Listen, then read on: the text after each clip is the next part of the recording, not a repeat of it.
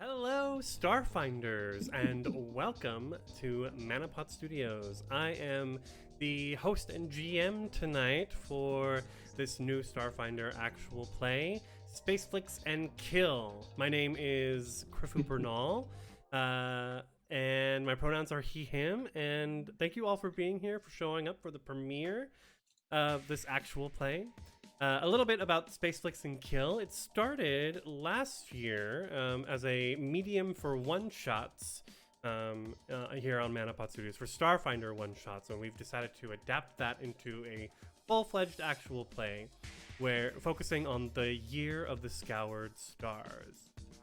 So tonight you'll meet some of our main crew members, but in the future we might have random adventures with whole new casts and whole new characters. So make sure you stay tuned for all of that. Before we go any further in tonight, of course, you should meet our illustrious stars. Yeah, that's right. You're all stars here. Wow. Space. Thank you. There's billions of them though. Starting here to my left, Inez. Hello, my name is Inez. I use she, her pronouns, and today I will be playing Krizith Fenvire, a, what is it called? A dragonkin soldier. Be warned, I've never played Starfinder in my life before, so I'm going to be struggling. It's going to be fine. Yeah, I'm very excited to be playing this. I think a dragonkin soldier will be really, really fun. And Krizith uses she, her pronouns as well. That's all. And heading on up clockwise to Pan. Hey, I'm Pan. How's it going? Glad to be here again. Always happy to play with Griffin.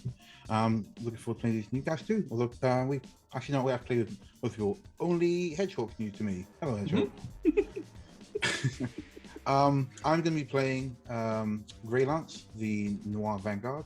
I played a bit of Starfinder, but the classes are so different from what you might be used to from like your standard fantasy type stuff that every time you pick a class, it's like having to relearn a whole new game. So it's going to be fun for me too. I will also be struggling. Excellent.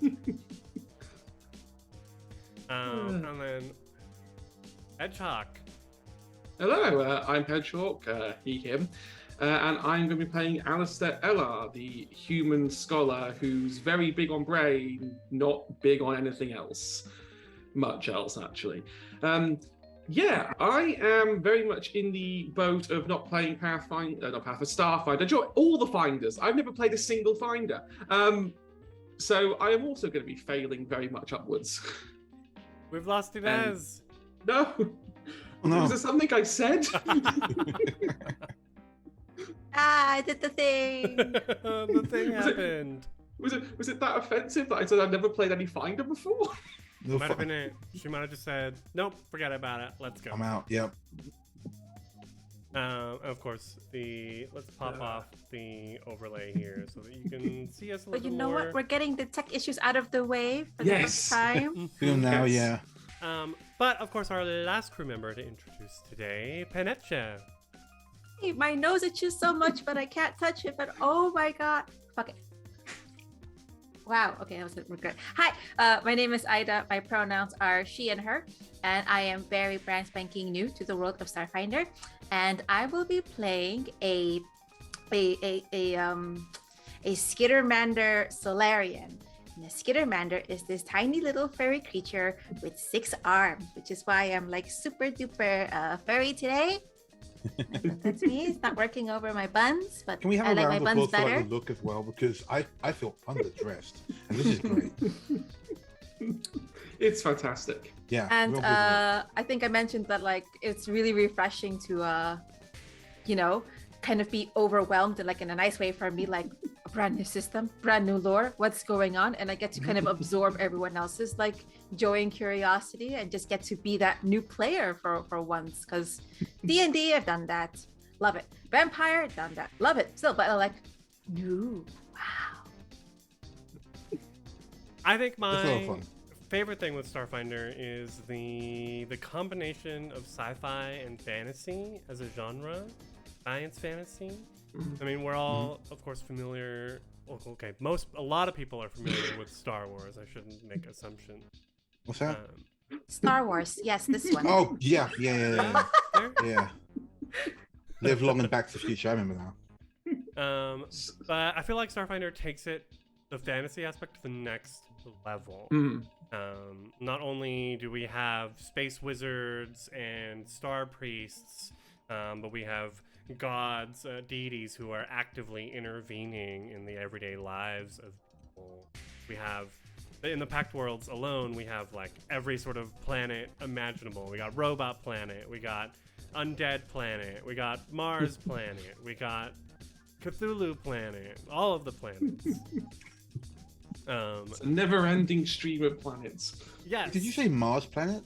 Yeah, Mars Planet. That's Mars, Mars, the Akaton. planet. Yeah, basically. Candy bar planets. Yeah. Oh, nice. Oh, now I'm invested. Mm. Yes. So I'm gonna take, just because we're sitting with a very broken overlay at the moment. I'm gonna take a quick moment, take us over back to the waiting page, and hash out our technical difficulties real quick. Thank you so much. Thank you, everyone, for your patience. We love Yep. you. We'll be Couldn't put it better right myself. back.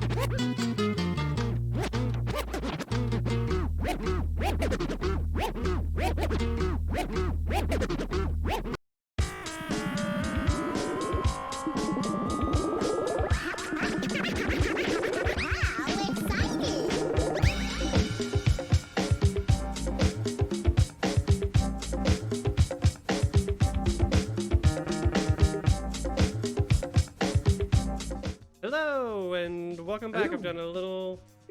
Everything's right. Everything okay. We've done a little rearranging so that it's not perfect, but hey, at least it's usable now. Let's jump in, I think, and Inez can join us when she gets back. How does that sound? Should we do that? Yeah. Okay. Okay.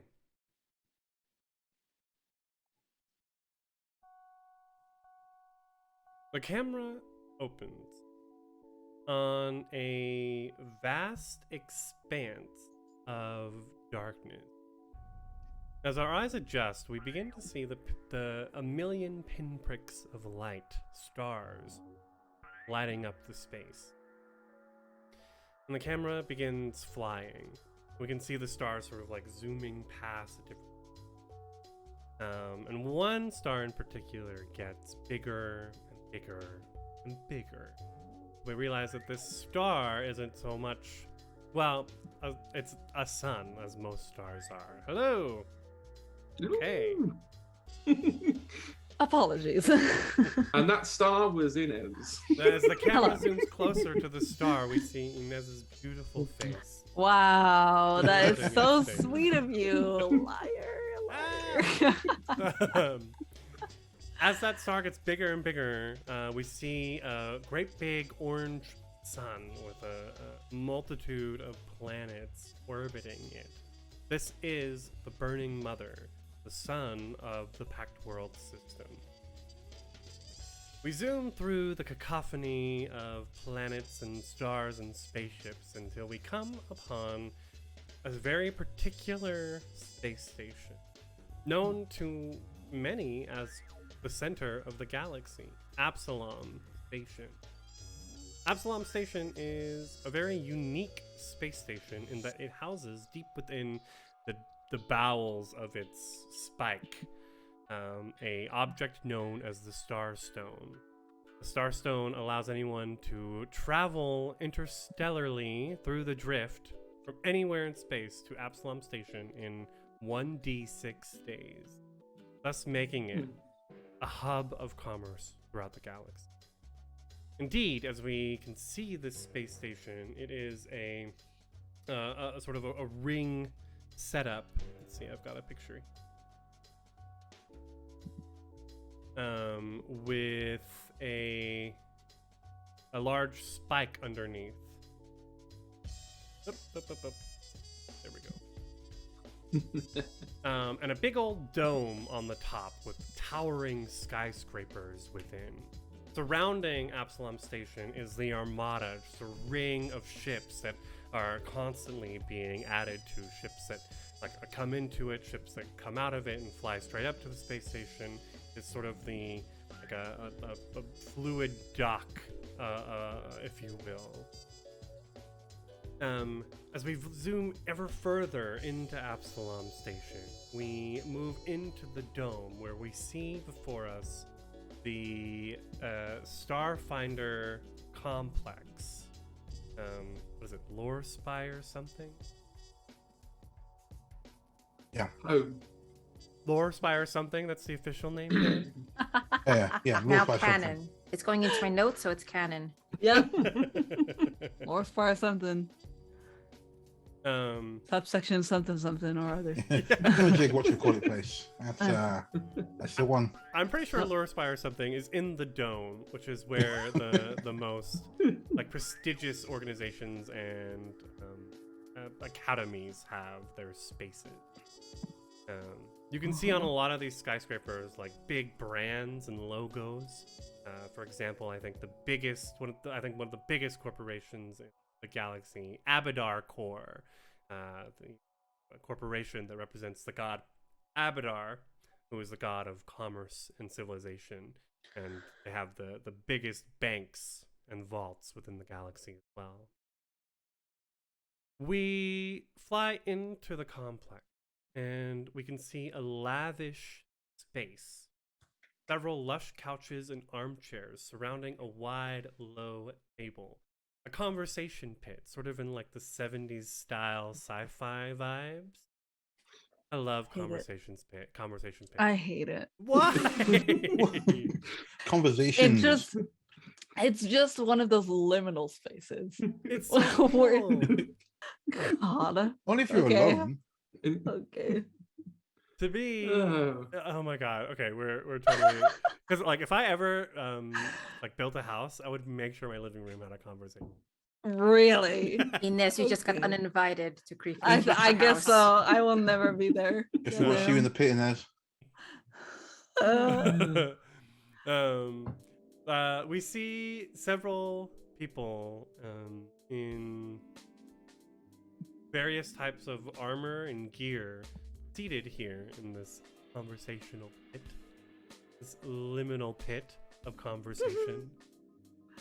And I think first off, we see the biggest person. A black-scaled dragon. Prizuth, what do you look like? That's me. Hi. So yes, she is. How tall can a dragon can be? Large. How big can I be? So 12 to 15 feet, I would say. Wow. Mommy. Pick up 4 squares. I would say that she is on the shorter side of that, so that she would be about 12 to 12 to 12 and a half feet ish. In heels. All right. No, she does not wear those.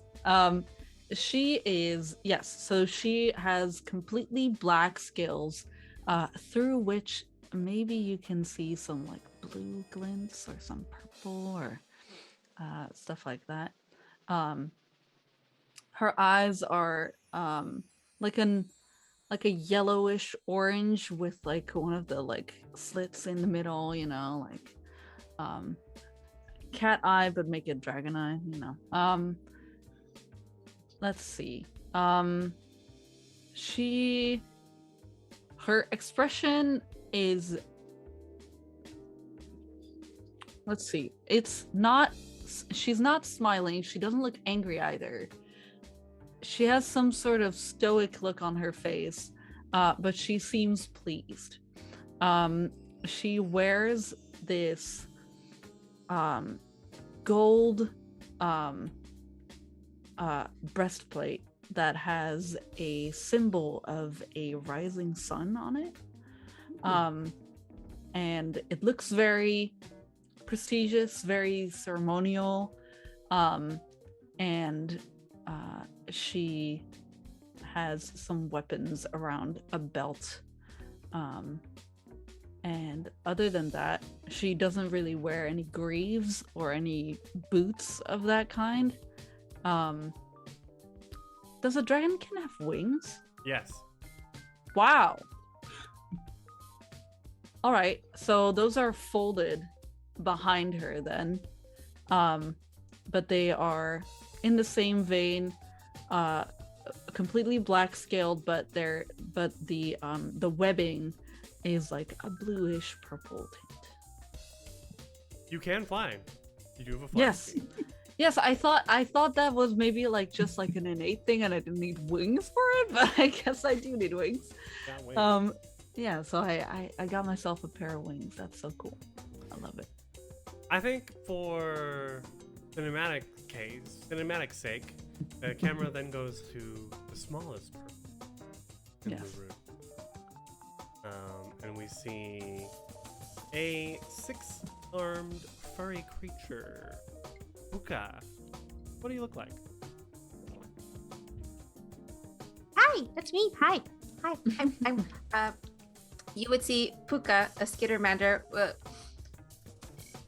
As a skittermander, if my understanding is they're completely fur covered, very sort of flat munchkin kind of face.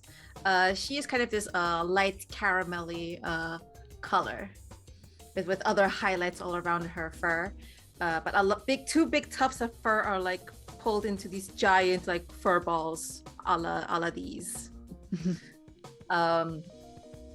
She's wearing like very worn, not tattered, but very well worn gloves and boots, very well nicked armor, and she's constantly looking up. She has a very good posture because she's always leaning her backwards. And you often see her kind of talking and mumbling a lot. And if you listen very closely, she's actually like describing a lot of things. And she's always like looking to her left side, because she's actually all this time talking to this little glowing orb of light. It's her friend. She calls it Glowy. They came across each other on insert backstory that will be further delved into and fleshed out. but Puka just loves meeting new people and seeing new worlds. And maybe we can, if we can't talk to each other, we're going to make up a language there and then before we kind of, figure out the linguistics. And if you have something shiny and cool, I want to see it. And if it's really pretty, I might want to keep it for myself. Okay. Puka and Glowy, what color is your stellar mode? Glowy is this kind of very warm orange saffron color. And it's let's say into perspective, like that big. Perfect. Very small. Always constantly like hovering. But like that big next to Puka's smaller. Yep. Okay. Yep. All right. Next, we sort of pan around to the other side of the conversation, where two medium-sized people are sitting. The camera, I think, will pan to another furry person with maybe horns. Greylance, you let us know. Yeah. Hey, I'm Greylance. He's a graying noir, which is like a minotaur. Like big, top-heavy guy. He's got a bit of a gut. He's obviously not been hitting the old gym as much, but he looks like he was in shape back in the day. He's wearing tarred armor. It's like again, everything about him implies like former glories. And then down his arm, one side of his arm, he's got like lots of like sponsor badges. Many of them are faded. He tries to keep them up, but for the most part, again, it's part of the past. He's actually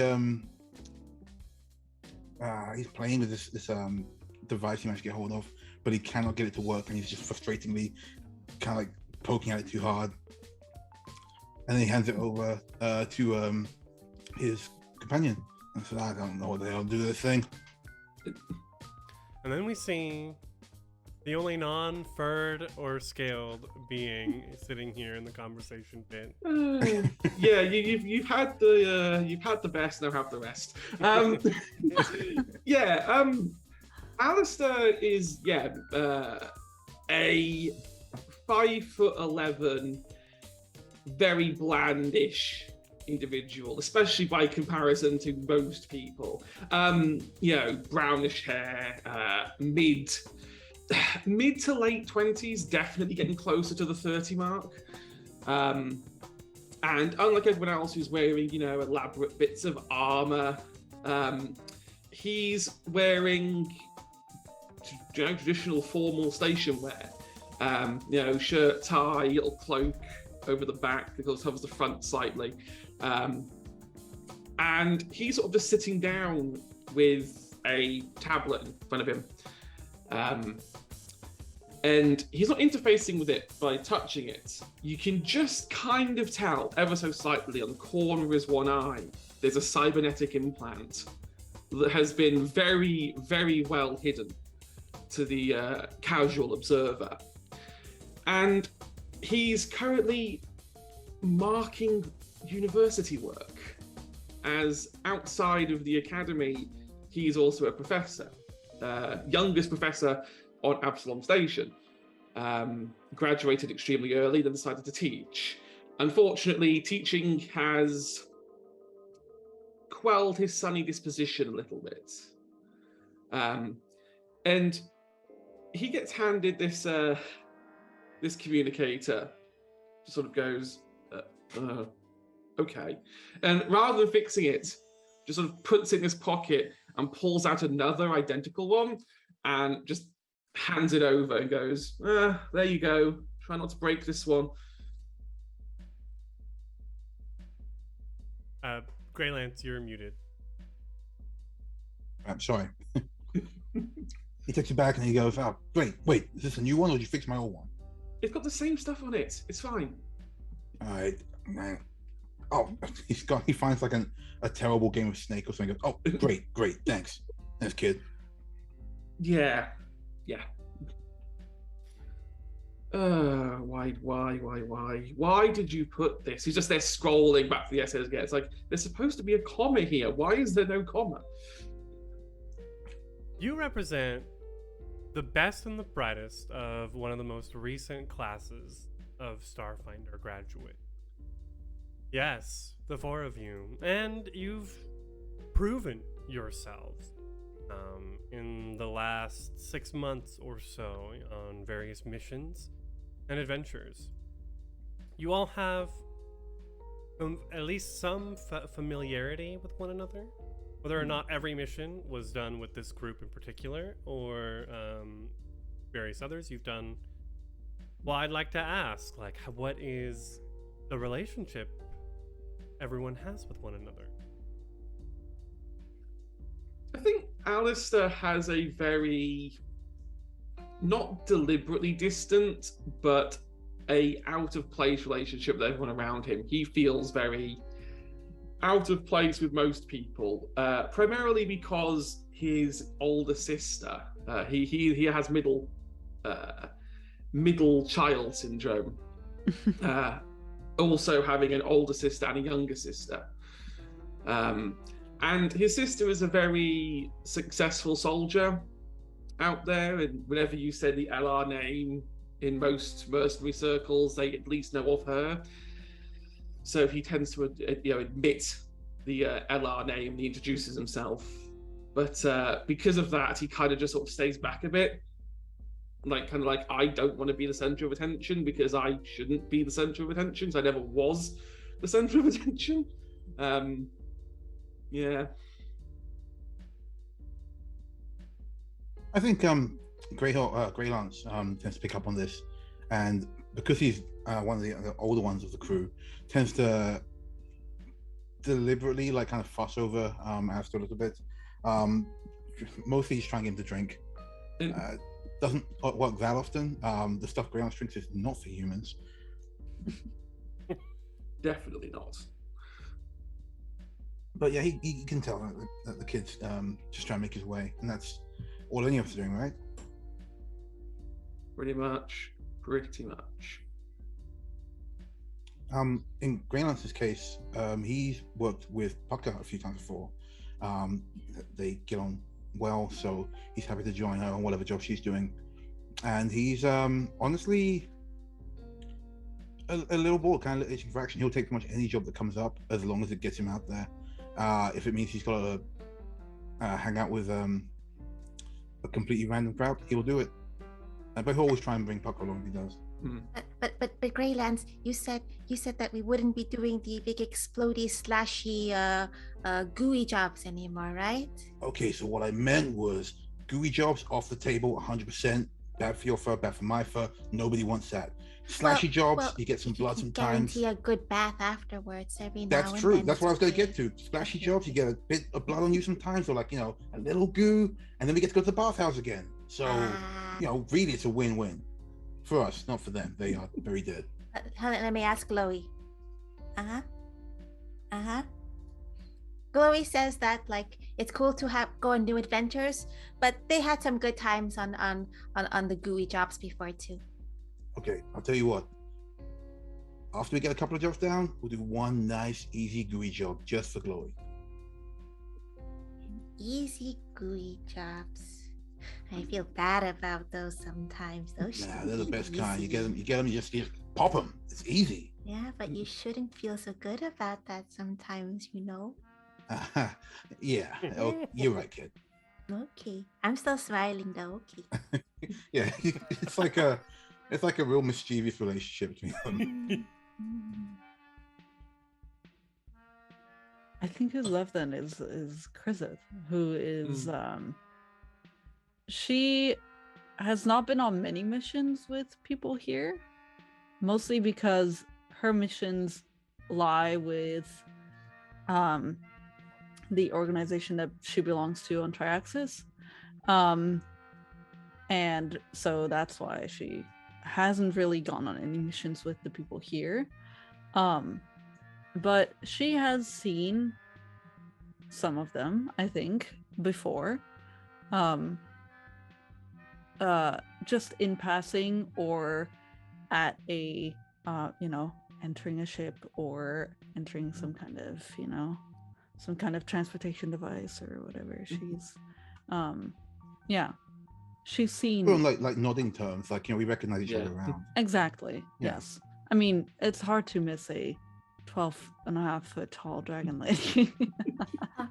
Well, I would say if Puka has like come across Chrysis and like seen her like having a think, she'd be like, "Oh, I have an idea. I don't know what it is you're contemplating on, but it's good to have a new perspective. Come sit down. Sit down on the floor, right there. She does. Make yourself small. She Smaller. makes herself really small, goes to lay on the floor. Maybe now she's like almost the same height as Puka. Almost. Now look up. A new perspective. See ya. Grey Lance walks past like, what the hell are they? Oh, whatever.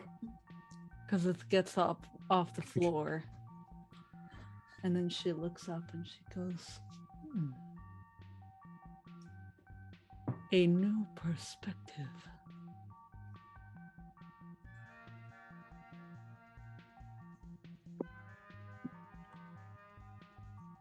A new perspective indeed. I think at a certain point we have two people enter the room. The first is a person that is very familiar to you. She is First Seeker Luwazi Elso, a dark-skinned woman with lots of dark curly hair, and she usually wears like a red bandana, and she's got like some red armor. Normally she has some red armor and a whole bunch of gear on her, flipping through data pads as she's quickly walking through the halls of the Lore Spire complex. Today, the First Seeker appears uncharacteristically extravagant, wearing a sleek, fashionable suit in a shade of copper that matches the Starfinder Society logo on the table that you're all sitting around. The Vesk that is entering in behind her is a little less familiar, perhaps, to some of you. Maybe, if you'd like, you can roll...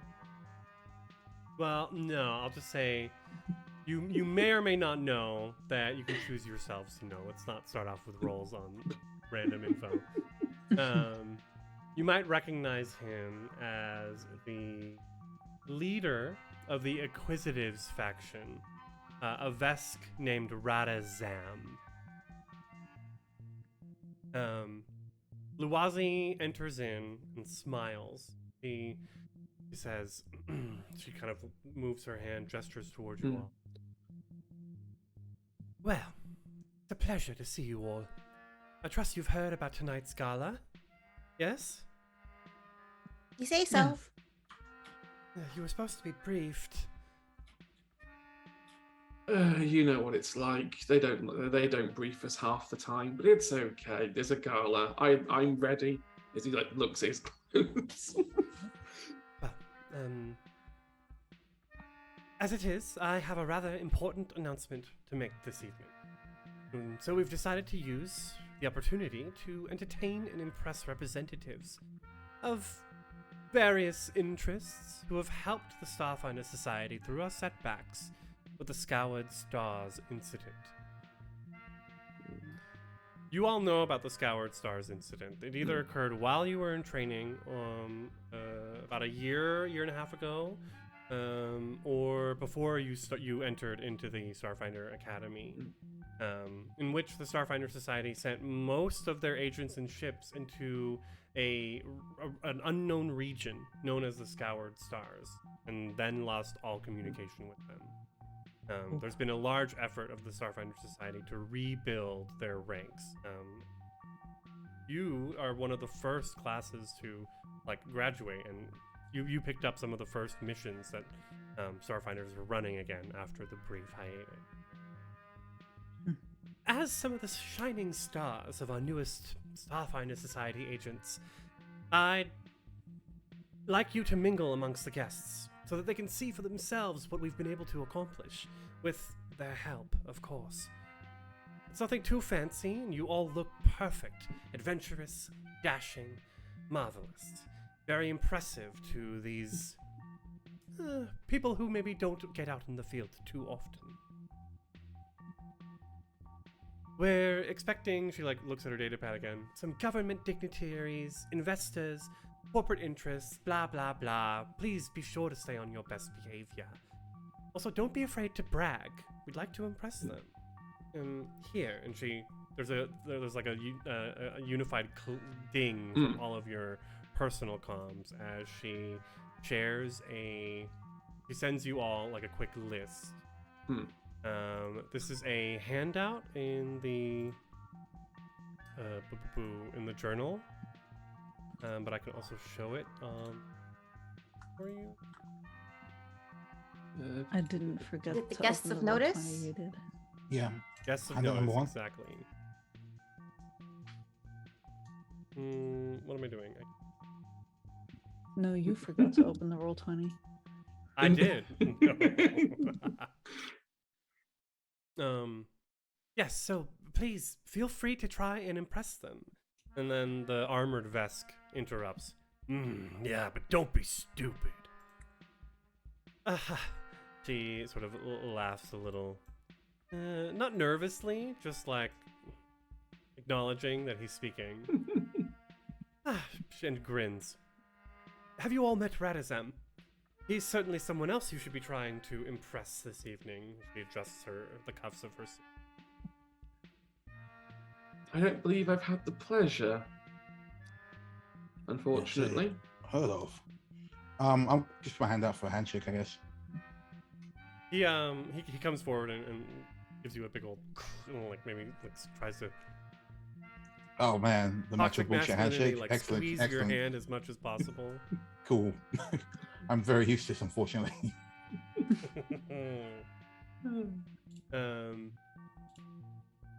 I head up the Inquisitives faction. Surprised you don't know me yet. Oh, heard of, but never actually seen. Pleasure. Strong grip too. We're a new faction. Radazam, the deal maker. Great to meet you all. Yeah. During the hiatus, as we're calling it, the first seeker asked for mercenary help. Mercenary? Yeah, that's how he says it. Mercenary That's how help. he says it? Love it. That's how he says it. And I was chosen to head up the faction of mercenaries that we work with. Right. Mercenaries. Mercenaries. Glance back at Alistair. And Like, don't correct.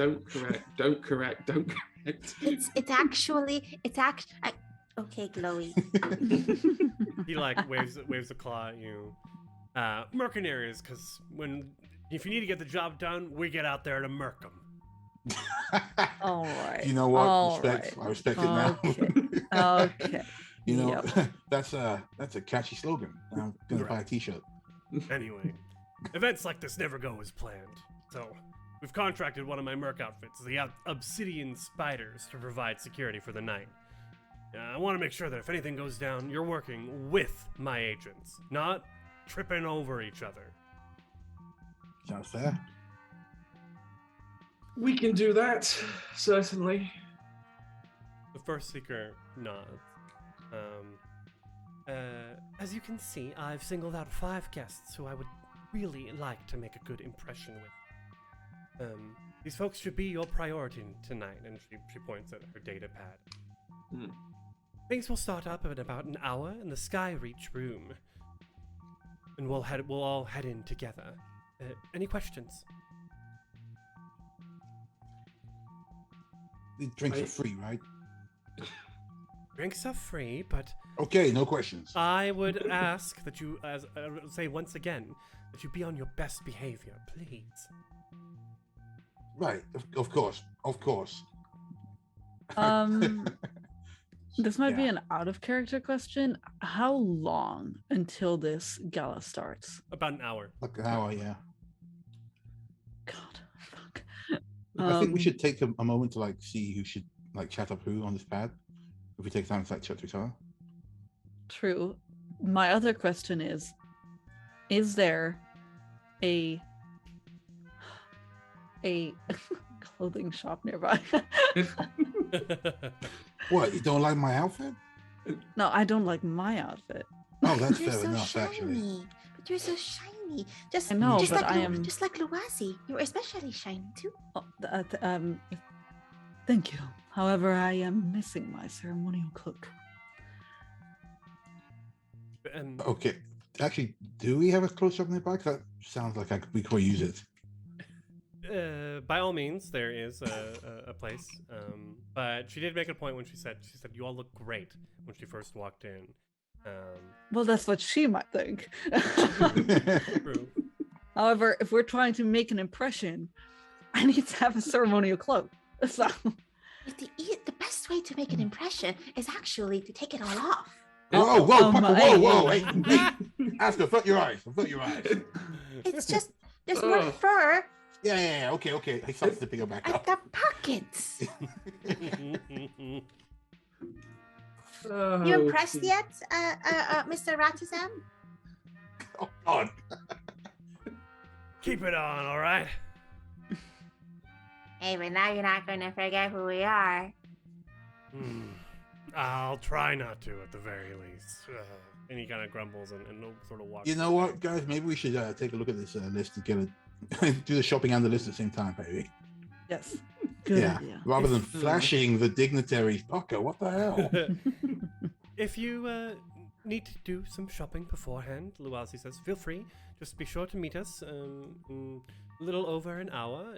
Fashionably late is all right, but not too late, please. We are representatives of the society. Yes, ma'am. Of Always. course. She nods. She says, I'll see you then. Chris salutes. I don't think Oh, it's salutes. like that. It's a fist to the chest, I think. Okay. And she nods, sort of at ease.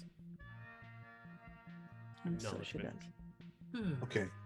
Once we're out of sight of, out of earshot of the guys, I think if we look over the form, Alistair, I gotta say, looking at this form, the data files look like they're right up your alley. They love information. They want to know about eggheads. This is all your stuff, man.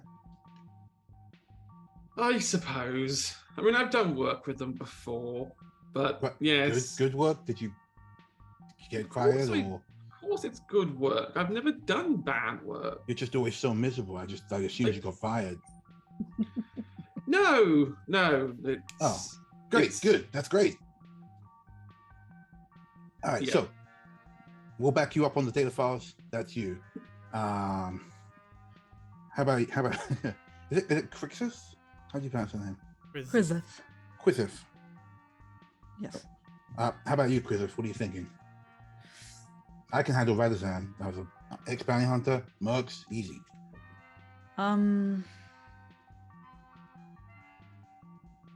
Let's see. Scholarly Affairs, Venture Captain overseeing high-level operations from the Lord Spire complex. That might be up my alley. If you are trained in culture, who's trained in culture? Let me start with that question. Very, very good question. Actually, I am, as a habit. No, I am not. Okay. You gotta have a rank in culture to be able to roll it. Leave I am. Have a look. Yeah, I don't have anything in culture. Uh-oh. It just says like a little star dash. next to it, Yep. a little dash. Okay, Puka Yeah. and Greylance Mhm. and Hedgehog. Mhm. Alistair. If you're I trained, don't think I do. Give me a second. I got it. I can. Oh, well, one. let's have everyone roll. Cool. See what we know about this Culture, list. right? Yes. Yeah, it's more culture. What kind of dice do I roll for that, huh? 15 total It'd for be a Puka. D20, but again, only if you're trained in it. Oh, well, That is a dirty 20. Oh. I am just trying to see, completely being the dead weight, how on Hero Lab you see if you're trained in culture. The check mark next to it. Yeah, you'll have like a rank or not. If you Let's have have a look. numbers in it, you can roll it. See. Culture is at the top, below computers, and between computers and diplomacy. So yeah, no, because it's not popping up. You're not trained in it. Yeah, no, I have computers piloting, then diplomacy. Okay. So with a 15, Puka, you know about 2 of the guests. With a 20, Greylance, you know about 3 of the guests. Okay. Which covers all 5 of them on this list. Yeah, I figure we should all go like as a group towards these guys. But like the information thing, that sounds like something that would be more as a teacher. Yes. But definitely we can all go hit these guys up. So I can give you extra information about these guests. Ah. Oh, Puka, Yeah, which tell me. which of the 2 guests do you know about? Because that'll determine what the other 3 that Greylance knows. I will, because Puka is weirdly, she has the gift of gab. It's not always fluid gab, but it's impressionable gab. As such, she would know about Zoe with an exclamation mark at the bottom. Okay. A philanthropist kind of person, I guess. She would know about Ixris, a corporate lobbyist, because they also have a very different gift of gab, but one that Puka recognizes. Hey. So So- let's say those 2. Zoe is, or Zoe. Zeo exclamation mark. I love though. Is an undead media mogul. Perfect. Well known throughout the Pact worlds, and always looking for an idea for a new show or strategies to improve his ratings or other lucrative entertainment deal. Puka, you know that his organization funded a recent society expedition to a false moon, and he's very interested in further exploration of that moon. There may even be a reality show in the works based on exploring that moon. No way. Zoe! Yeah, Puka pitched to him the Starfinder equivalent of TikTok. It is now canon. She has pitched. Oh my it. god. Puka, Uh, Zoe. What's it TikTok. called? Yeah, what is it called instead of TikTok? Yeah. Clocktick. Oh Ah, no. Way. No way, that's canon now. we're not making that the canon. No way. And it's all 6-arm dances. Oh, so it's just for Skittermanders. Yeah. Yeah. They fit in the frame. Yeah. Puka, you also know about Icris. Icris. Icris. Yikris? Icris. Icris. Icris. The who is an alien symbiote. They represent Seracor Labs. Business-wise, the corporation has very little to gain from the Starfinder Society, but it made a substantial donation over the last year. You heard a rumor that contribution was someone's pet project. Why Oh they're my contributing to God. the Starfinder Society, we don't know. But there is maybe someone just, I don't know. Who knows? We'll find out. Puka rubs 4 of her 6 arms together like this. God. There are 3 other people on this list, which conveniently Greylance has heard of Yep. with his That's natural cool. 20. Which one do you want to hear about first? Let's do iteration 177. Iteration 177.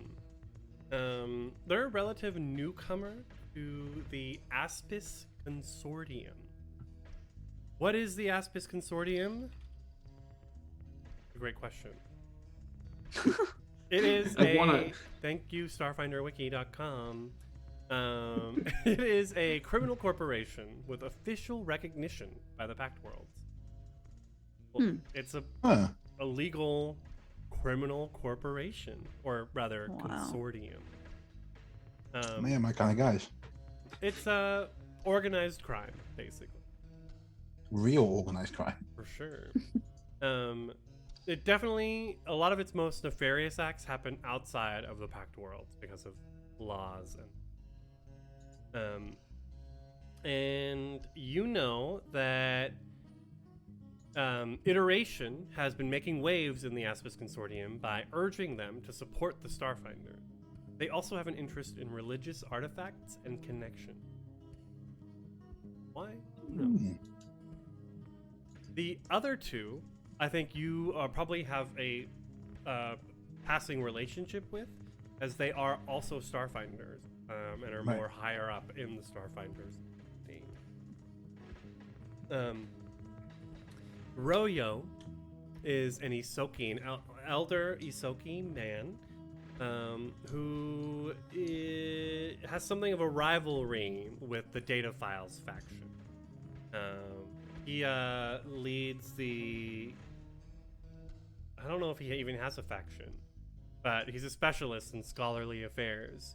He tends to snub individuals who he perceives to rely over too much on technological crutches. Very much about analog media. And he's also an elected member of the Forum, which is the Starfinder Society's governing council. So he's a council member of the Starfinder Society. He's high up. Okay. The last person, Nyaj, is a bleachling gnome. In the Starfinder setting, gnomes can live for a very long time, almost immortal lifespans, as long as they continue to experience new things. When they stop finding the joy in experiencing life and what the universe has to offer, they enter the bleaching, where all their features become. Yeah, so you get bored for too long and you're just out. Yeah. Oh. That's crazy. She's a bleachling gnome, so she's been able to maintain stasis in the bleaching instead of fading away. And she has a fierce protectiveness of the Starfinder. She encourages, nay, demands competence and teamwork from society agents. And she's a venture captain, which means she's a veteran, essentially. Good old teamwork. All right, so I think we're going over these as we're going to pick up Chris's. You want to buy a cape? Yes. Okay, cool. So we can be talking like this then, I guess. I can lend you mine. And Puka holds up this for you this 2-foot tattered red cape. I don't Which think she's means gonna it's want a that, it's Kel. a handkerchief. Chrisith looks down at Puka and she goes, that is most kind of you, tiny one. However, I do not think it will fit me. What about as a jaunty neck scarf? No, I think that is exactly the opposite of what I'm trying to get across to our guests. Hold on. Chloe says that whatever you think will look good, but it's just dressing for how awesome you already are. Well, that is very kind of you. And of course, I agree with glowy. Oh, yeah. Yes. Where I've posted in Roll20 and in the Twitch chat, link to Archive of Nethys's Oh no! clothing options. Clothing options. Don't do this to us, Chris. We'll never get to the adventure. Spend your money. We Oh, have no. we have an hour left, guys. And don't forget to check your posture thanks to Das Lucky. Click. Yes. So I think it's either ceremony or formal clothing. Okay. But I think ceremonial is not. What is the she way to wearing go now? here. She's just wearing her breastplate. Golden Which- breastplate. Yes. Which, I'm good. by the way, if you are walking behind her, which I am most certain you are not, because of a sweeping tail, she has in her spine there's an implant that goes across along her spine, that seems to have some flashing lights on it. Yeah. Let's see. I think it's going to be just formal clothing. You know what, guys? I think it wouldn't hurt if we wanted to project an image of working together. Maybe to get like some kind of little, what's that thing you got there, Parker? Like a cape or a cloak? Yeah, this whole thing. Right. I collected it off. Well, it's just a bit of a souvenir from one of our exploding Okay, missions. Pop. Okay. The point is, we get some stuff that makes us like we'll match kinda. Big girl's already getting herself a cloak or someone. We can just match up. Alistair, you look great in a cloak. I mean, I've already got one, and everything here is a little bit on the expensive side. Come on, kid, live a little. And I can't live on my salary. I think Sorry, I a bee look just fell on my fine. desk. I think I look fine. Besides, I have a tie. Well, that's formal enough. Okay. Well, I'll buy a little cape to match Chris's and Pucker. Yeah, I'll 5 credits. I guess that's formal. 5 credits Yes. for both Lovely. ceremonial or formal or however. Yes. So what? It's what, formal, but like the top button is undone, kind of formal. Yes. Casual formal. Yeah. What Krizith ends up with is a cape, not a full cape. It's like a cape that goes to the elbow, you know? And it's pinned on it's pinned on both sides. However, if you look at it from the back, it drapes so it's short on the one end and then it becomes longer on the other end. And it is gold it is black with gold embroidery. Okay. That's 5 credits? Damn. Yes. I've made it so. Anyone else? Yeah, actually, I'm just gonna get like something similar somewhere between Pucker and Crixus, that is matching, but with his own flair, which is a little bit, maybe a little bit on the rugged side. It's got like a little furry ruff or something at the top. Yeah. It just looks more like more cleaned up. It's simple. It's more functional than fashionable, but it's clean. It's new. It's presentable. Okay. Which is very different from her very lovingly worn gear. Yes. Okay, so we got the look, we need a name, and remember, guys, we act as a team all the time. Yes. Well, I don't know. Some of these people don't sound like they want to be talked to by like a whole team. Oh yeah. I think we just play it by ear. Sounds good. There's going to be a lot of people there and a lot of people to impress. Yeah. Enthusiasm impresses people, Alistair. It takes a lot to make me impressed nowadays. I'm gonna offer Alistair like a flask. Go on, get it down here. I'm pretty sure I'm not supposed to drink that. I think No, I bought some human stuff. It's okay. This stuff is it's super weak. Like it's like water, but it's good for you, I guess. I think Alistair will just take it and sniff it slightly and then just close the lid and go, yeah, no, I'm fine.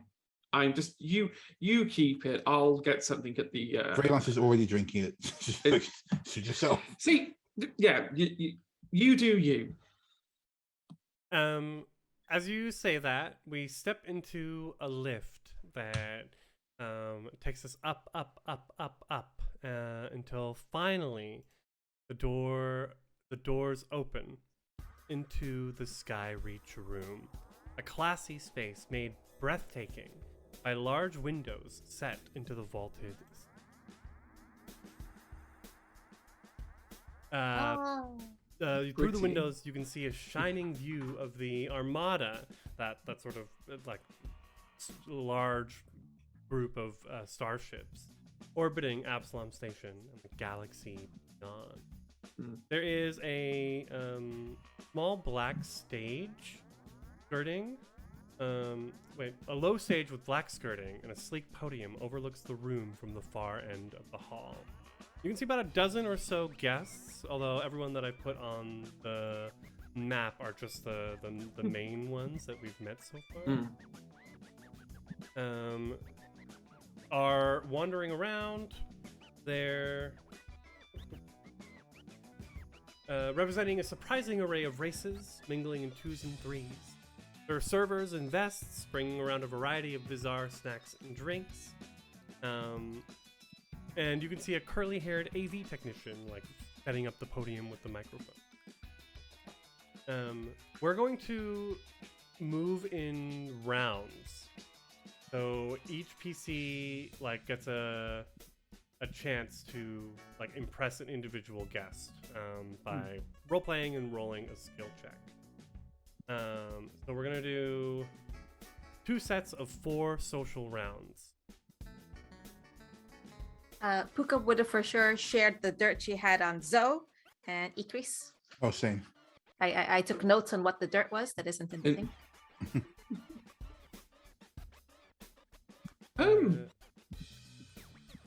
Yeah, I think Alistair is probably going to probably hang back a little bit and let other people go first. And possibly assist rather than outright try and charm someone. Interesting. So are we going to start off? You can see all the people here as well. Radazam, who's like talking with a security person, sort of like nods to you as you enter the space. And you can see a lot of the guests begin like looking, sort of, oh, look. Some Starfinders are here. I'm gonna quietly put my massive hand in Alice's back and go, Kit, we're meant to be impressing these people. If you're not gonna just at least look the part, stand up straight. Come on. I'm fine. I'm just orientating myself. Well, let's orientate ourselves towards these illustrious guests, huh? Don't forget to put on your comms. Oh, yeah, okay.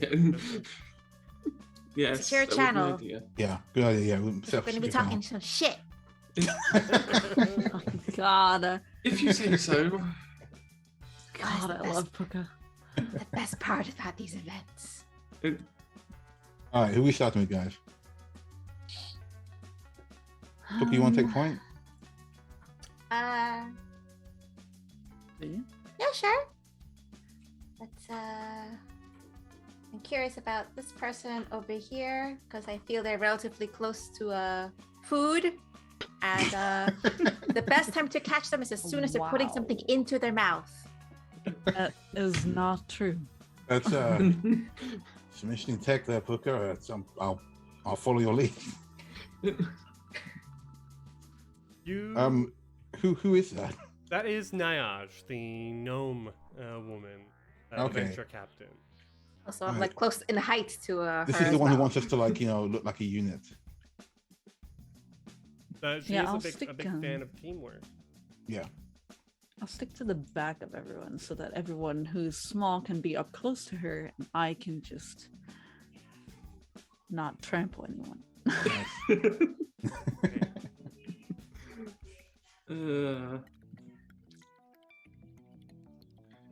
It's so awkward how this adventure's written. Like, it turns it into like social rounds, and like, but that's not how roleplay works. Where you just go around the circle and be like, who are you talking to? What do you roll? Okay, that's it.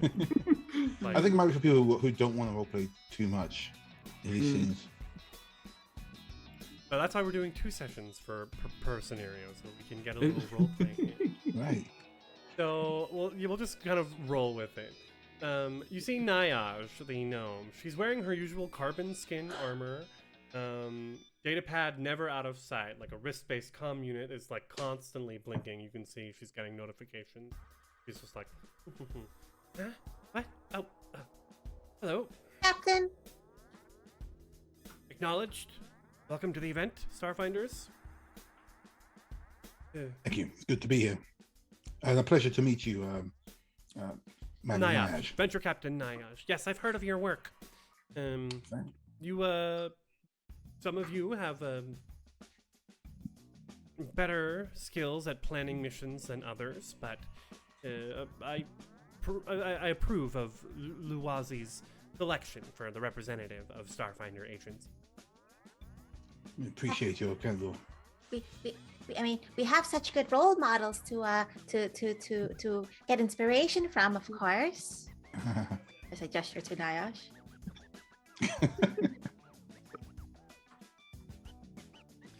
Okay. What Pucker means is that the Starfinder Society represents the best of the galaxy has to offer, and people like yourself represent the best of the best. People Let's that go we ahead. want to emulate. Let's go ahead and make a diplomacy check on. I can do that. Yeah, same. Or do we want to aid each other here? Oh my I'll God. let Pucker. All right, so Buka. does that mean I get to reroll? Puka. It means you get to add if he gets a over 10, you get a +2 on yours. Then that would be a total 18 for me. Okay. Okay, that's diplomacy. Yes. Yeah. Should we add 15? Okay. We're looking for 20s. But because you are clearly working together, the aid another action gets a +4 bonus instead of +2. Oh, That's the dirty 20 for That's Puka a then. 20. Yep. nice. So Coming in clutch. she sees the two of you like working with each other. She's like, "Good. I hope you use the same teamwork and camaraderie here as you try to influence the rest of the guests." Approved. Of course. Now, Aye, she looks beyond you two towards the other two. And what is it that the two of you have to bring to this squad?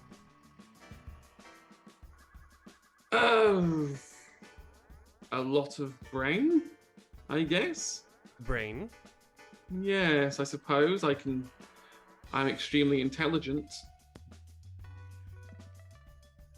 Well, tell me about some of your work.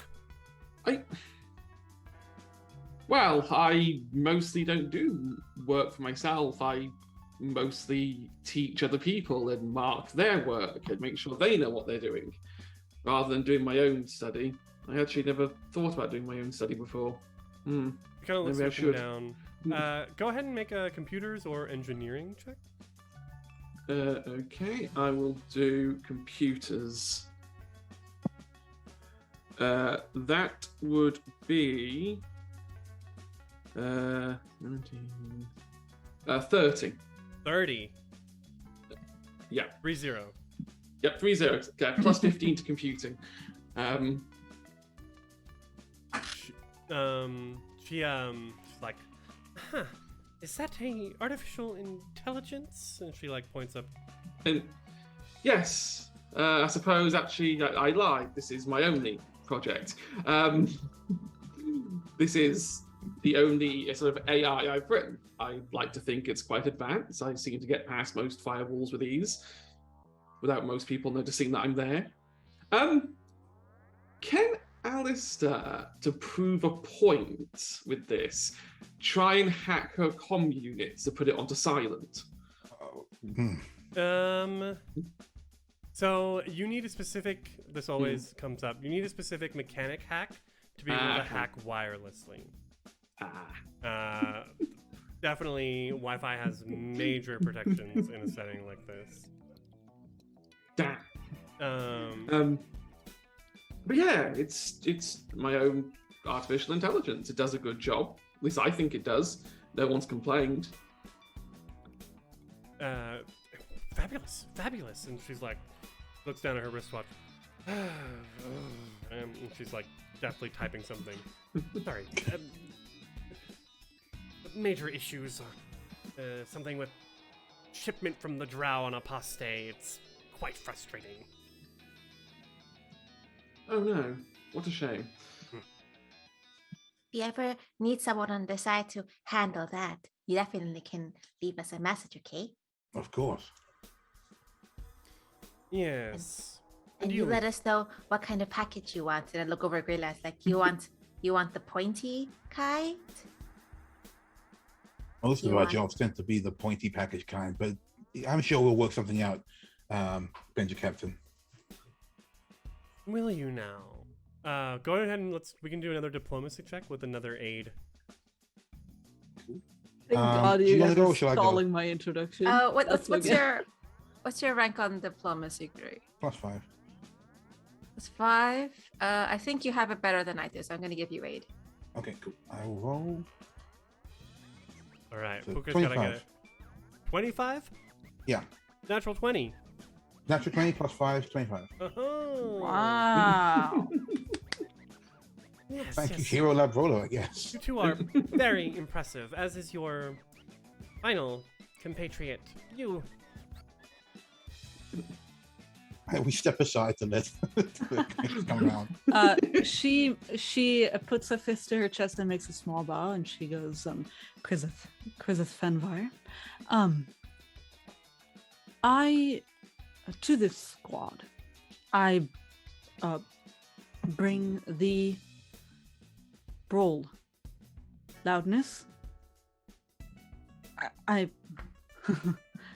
my disposition does not show that I am quite loud. And loudness will help you. How? It will help me paralyze the enemy.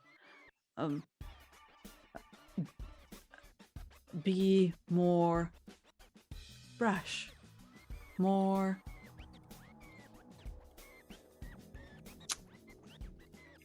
damaging. Brashness is not a desired trait in the field, Starfinder. Well, I can assure you that my brashness is, of course, a very, very good thing to have. I can agree with that. I've If I seen her can. brashness. It's very impressive. Rashness, if controlled and applied in a right scenario, can be extremely effective in breaking an enemy line. Thank Krizu, you for the support. can you roll athletics? Do a Sure. flip. I was like thinking of bluffing, but Is you that know. better? Oh, you're not No. lying, right? You're still No. pretty tough. Athletics is much better. So I will roll that. Wait. I'll just do physical dice for now until I figure out how to roll in roll 20. I'll just. That's why I follow stuck the to number. Hero Lab. I got confused. That's a 17 plus 8 to make it 25.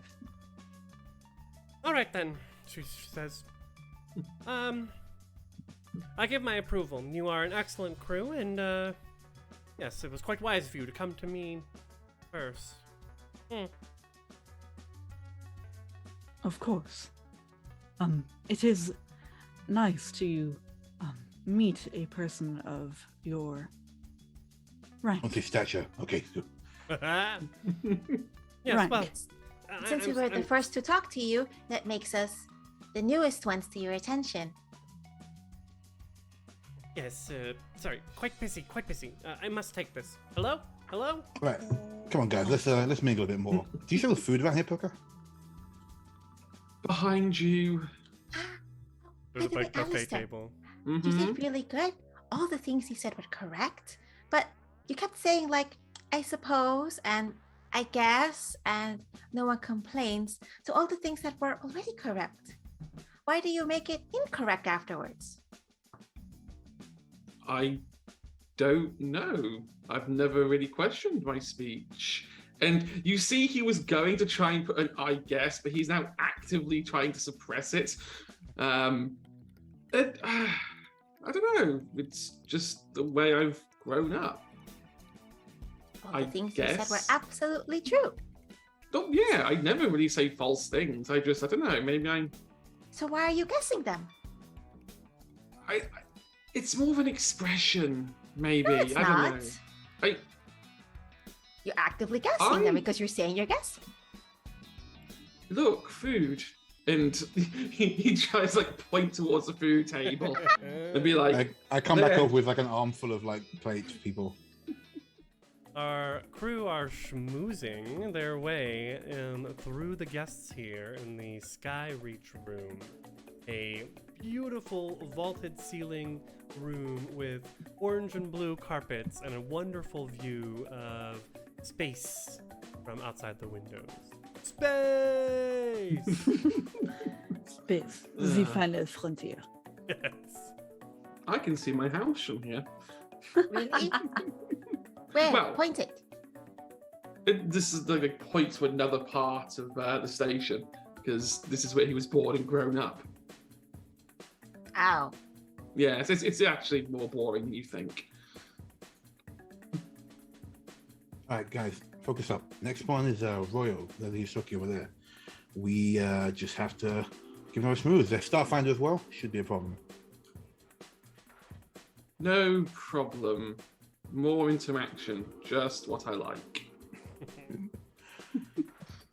Nyaj walks away. She's like on the other side of the buffet table now, and as She dives out of the way.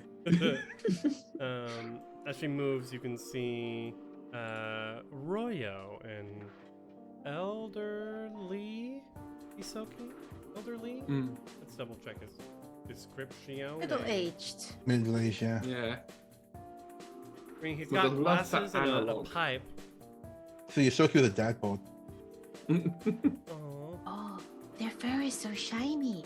I wonder if they take oil supplements. He's wearing stuff doesn't immaculate work. formal wear. About 20 years out of date. This is definitely not for us. Crixus, you're up. That's for me. He's got tawny fur that's beginning to go silver around his whiskers and paws.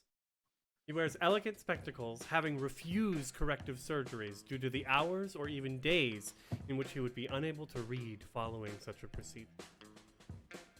And he's actually holding a That's small cool. folio of physical paper. I think I'm going to step back a bit here, as I think I may offend. Perhaps. He turns around. Oh, good evening. Hi. Evening. Sorry, didn't mean to startle you. I was just admiring. Is that papyrus? It's just simple paper. Papyrus would be far too delicate to bring to such an event like this.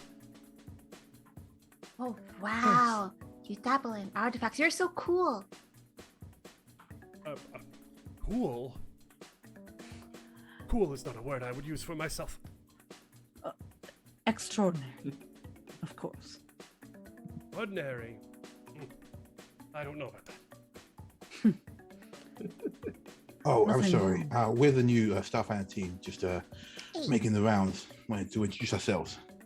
You can see that he was kind of in around a group of other sort of scholarly types who are all like, nodding approvingly and smiling and waving to you. And he says, yes. Well, we were just having a discussion on the merits of ethics when one. Okay, hold on. Let me get this. The merits of an ethical profession in space mercantilism.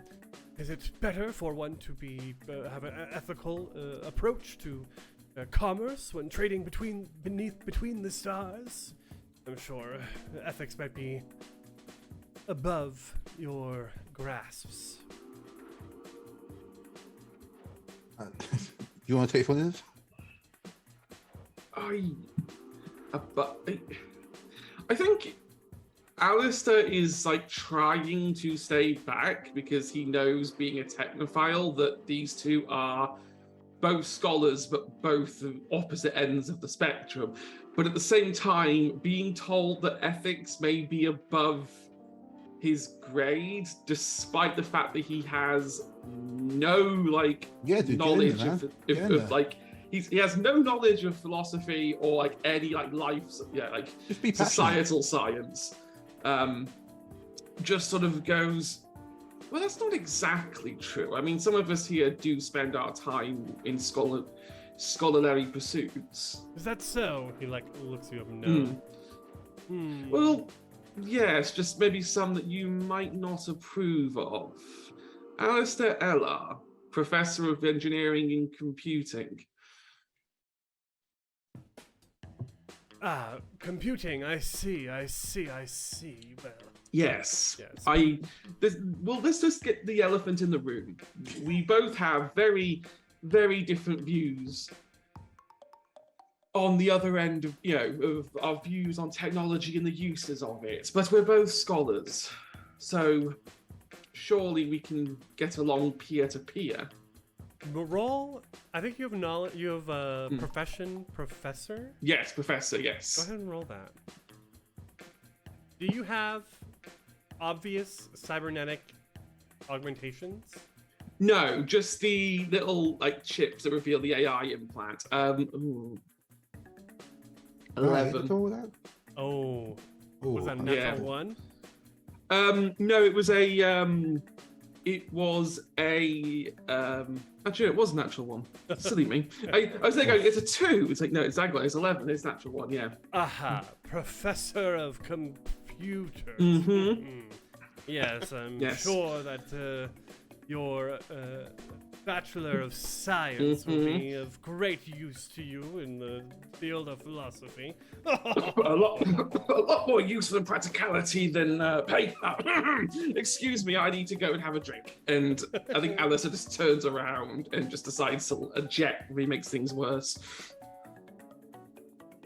What about the rest of you? Do you have anything to add to this conversation, or are you merely just intellectual hanger-ons? Well, first I would like to excuse my friend. They are very passionate about what they do, of course. And they love every second of it. I think that we could all learn a little from the way he handles things, of course. Maybe how other people handle things. If we open up our view a little more, we can all learn from each other. Agreed. Besides, personally, I like things a little bit analog myself. I'm gonna just show off my sword. It's not fancy or philosophical, but it shows that I do appreciate that there are better ways to do things, or at least different ways than the given technological input. I understand that there are times when, frankly, you need an analog approach. Put my sword away. Yes. Would you like to roll diplomacies? Aiding one another, perhaps? I'll aid Chaos. Are you sure Christmas. about that? Are you sure about that? Yeah, you took the lead. I'll aid you. The Do you want me to do it? +1? Are you sure? Okay, all right. Okay, I got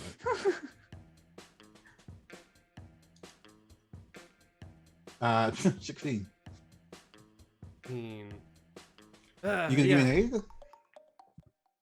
Chris, you could try an aid, but that's Oh. not gonna. It's probably Is it not gonna gonna do get it? us above 20.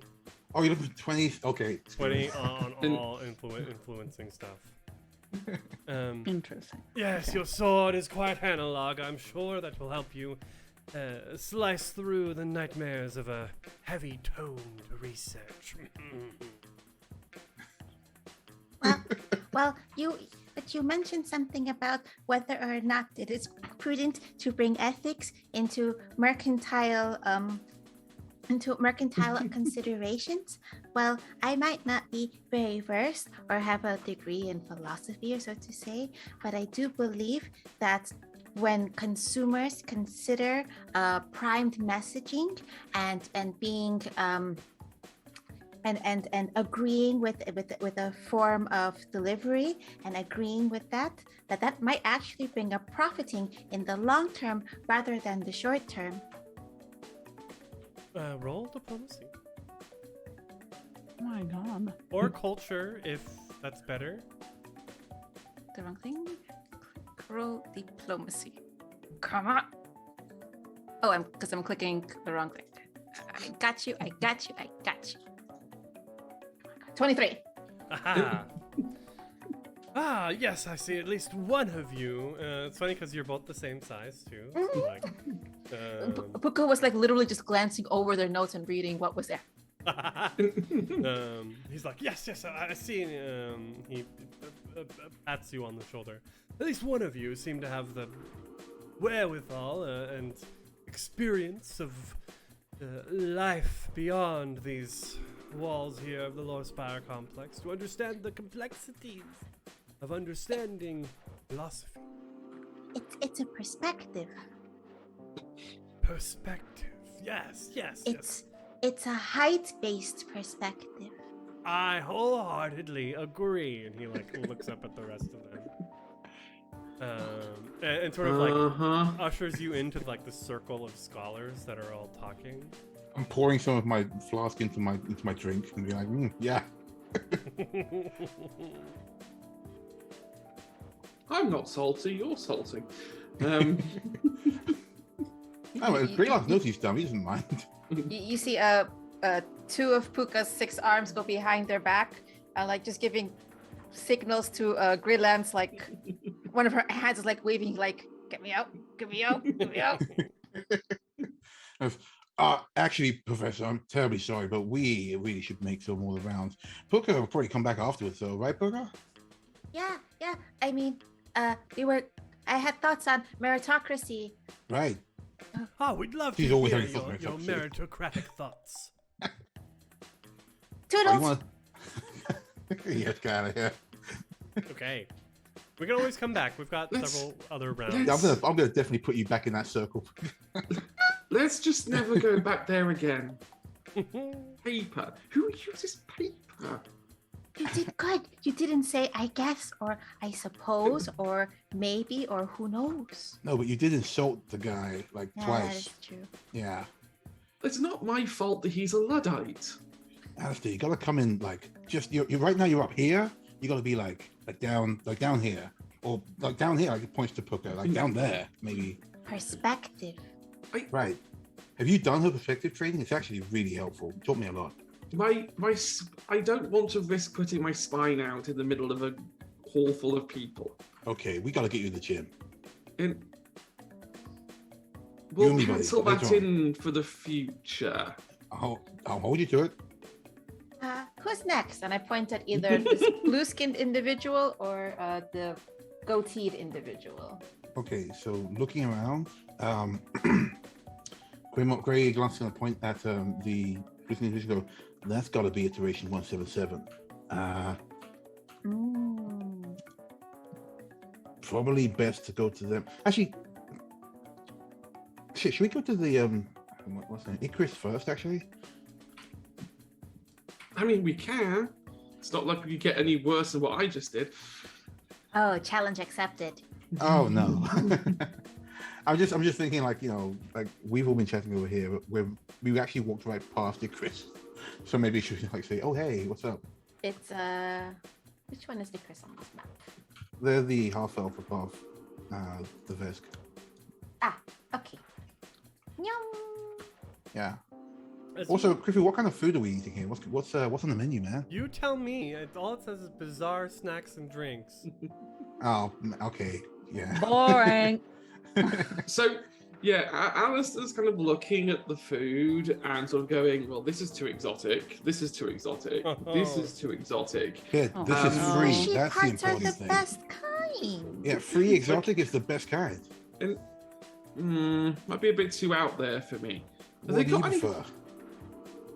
biscuits? We've got to have some of them here, right? Yeah, what's the closest thing to dry crackers we can find for Alistair? Carpet we're walking on. If it was put on a platter, I'd probably eat it right now. It is on a platter, Alistair. There's a whole platter of food right there. It's just not biscuits. Yeah. Look, it's all so strange. Aren't you from Absalom?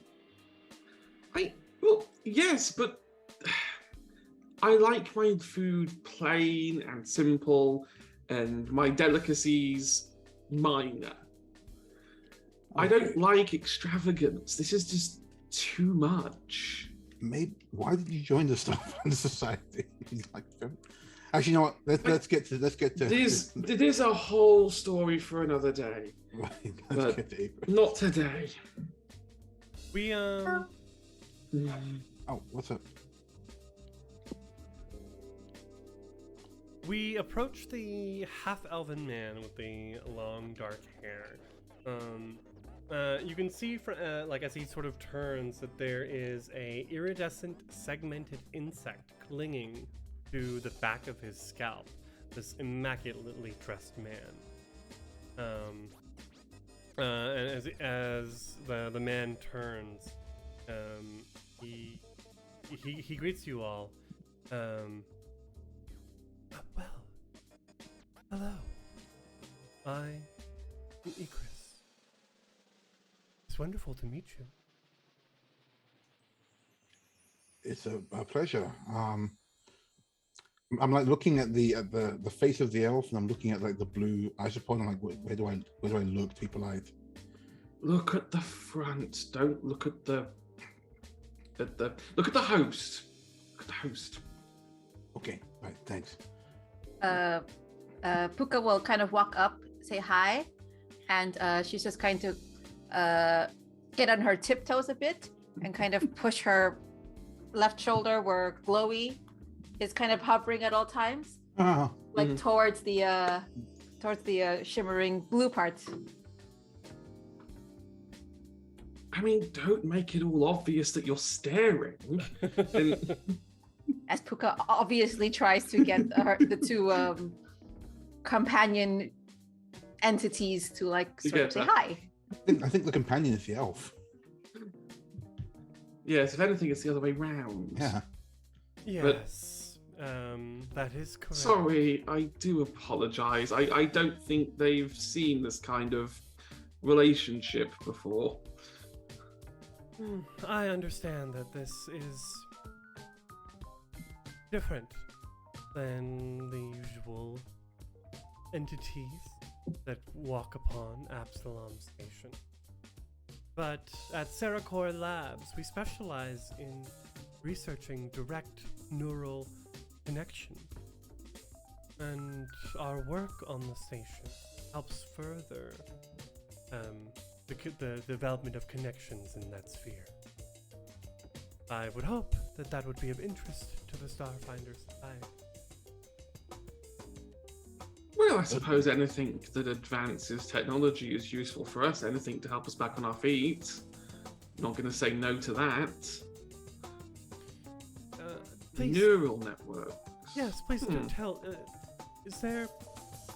What are the medical facilities of the Starfinder Society in the Lore Spire complex like? Oh, you mean the Lore Spire something? The Lore Spire or something.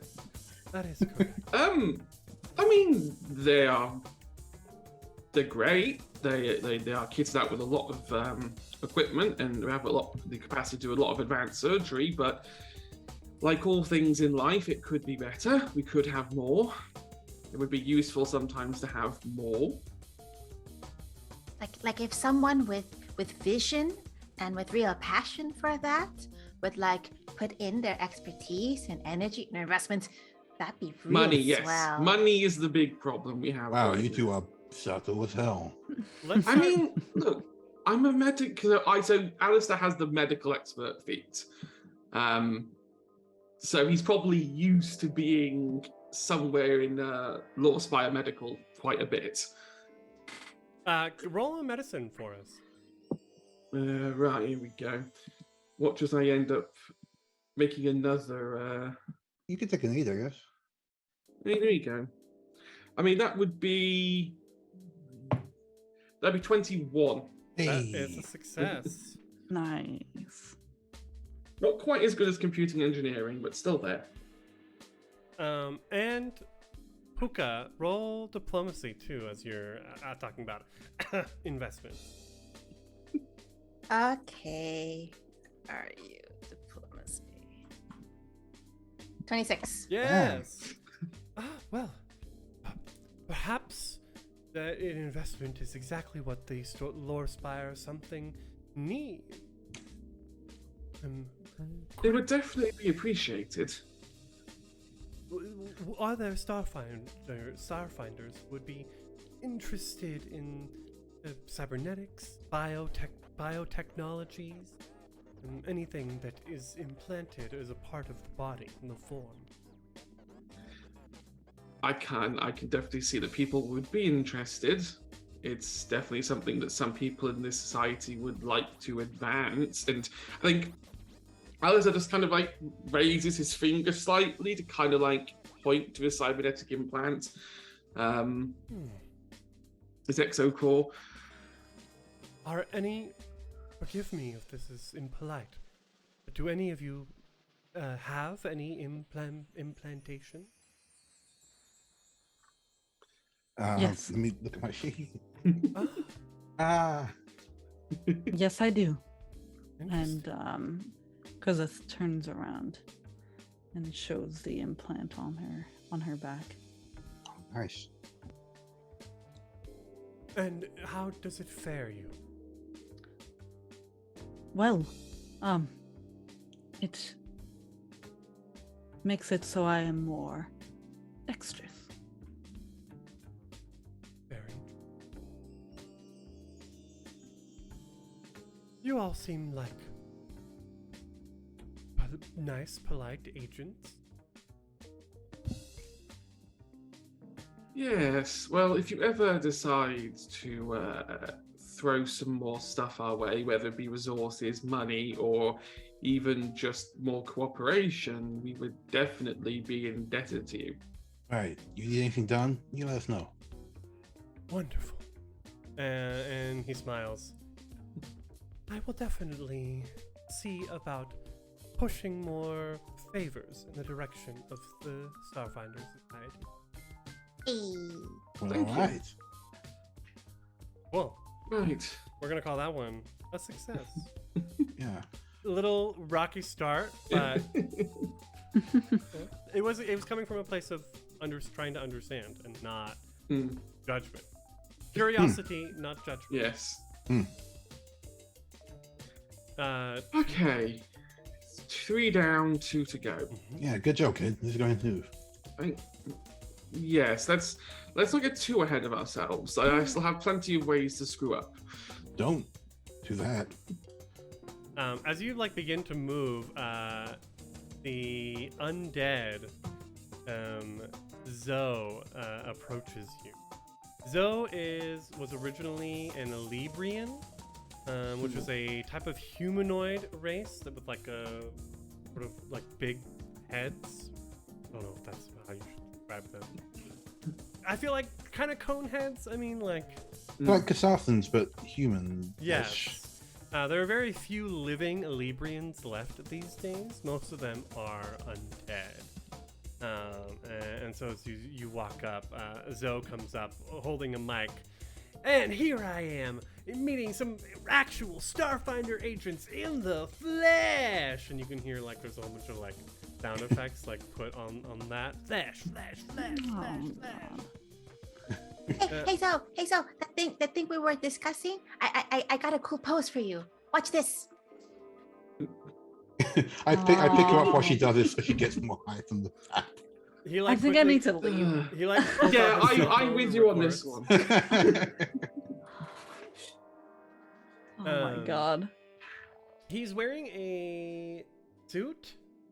Hmm. Pretty casual standard suit. Elegant build, extended cranium. That's what the word is for Librians. But his face is like a permanent rictus grin. Which adds an extra level of enthusiasm to his Very hot. exaggeration. Mm. Well, if it isn't Little Miss Puka, good to see you again. That Yeah. tactic's really taken off. So glad to hear it. We're not doing anything about the name, though. I feel like we could workshop a name. Well, it's still in development, so all things are up for suggestions. But just know that Zoe owns everything that comes out of it. Huh. Fair. What? Oh, crap. Sorry, guys. I mean, there could be a lot of new things that are discovered with that kind of cool investment, like not just financial, but like emotional ones. You can like go all the way to the false moon. Yeah, show me your moves. And he like turns on his data pad and like starts recording you.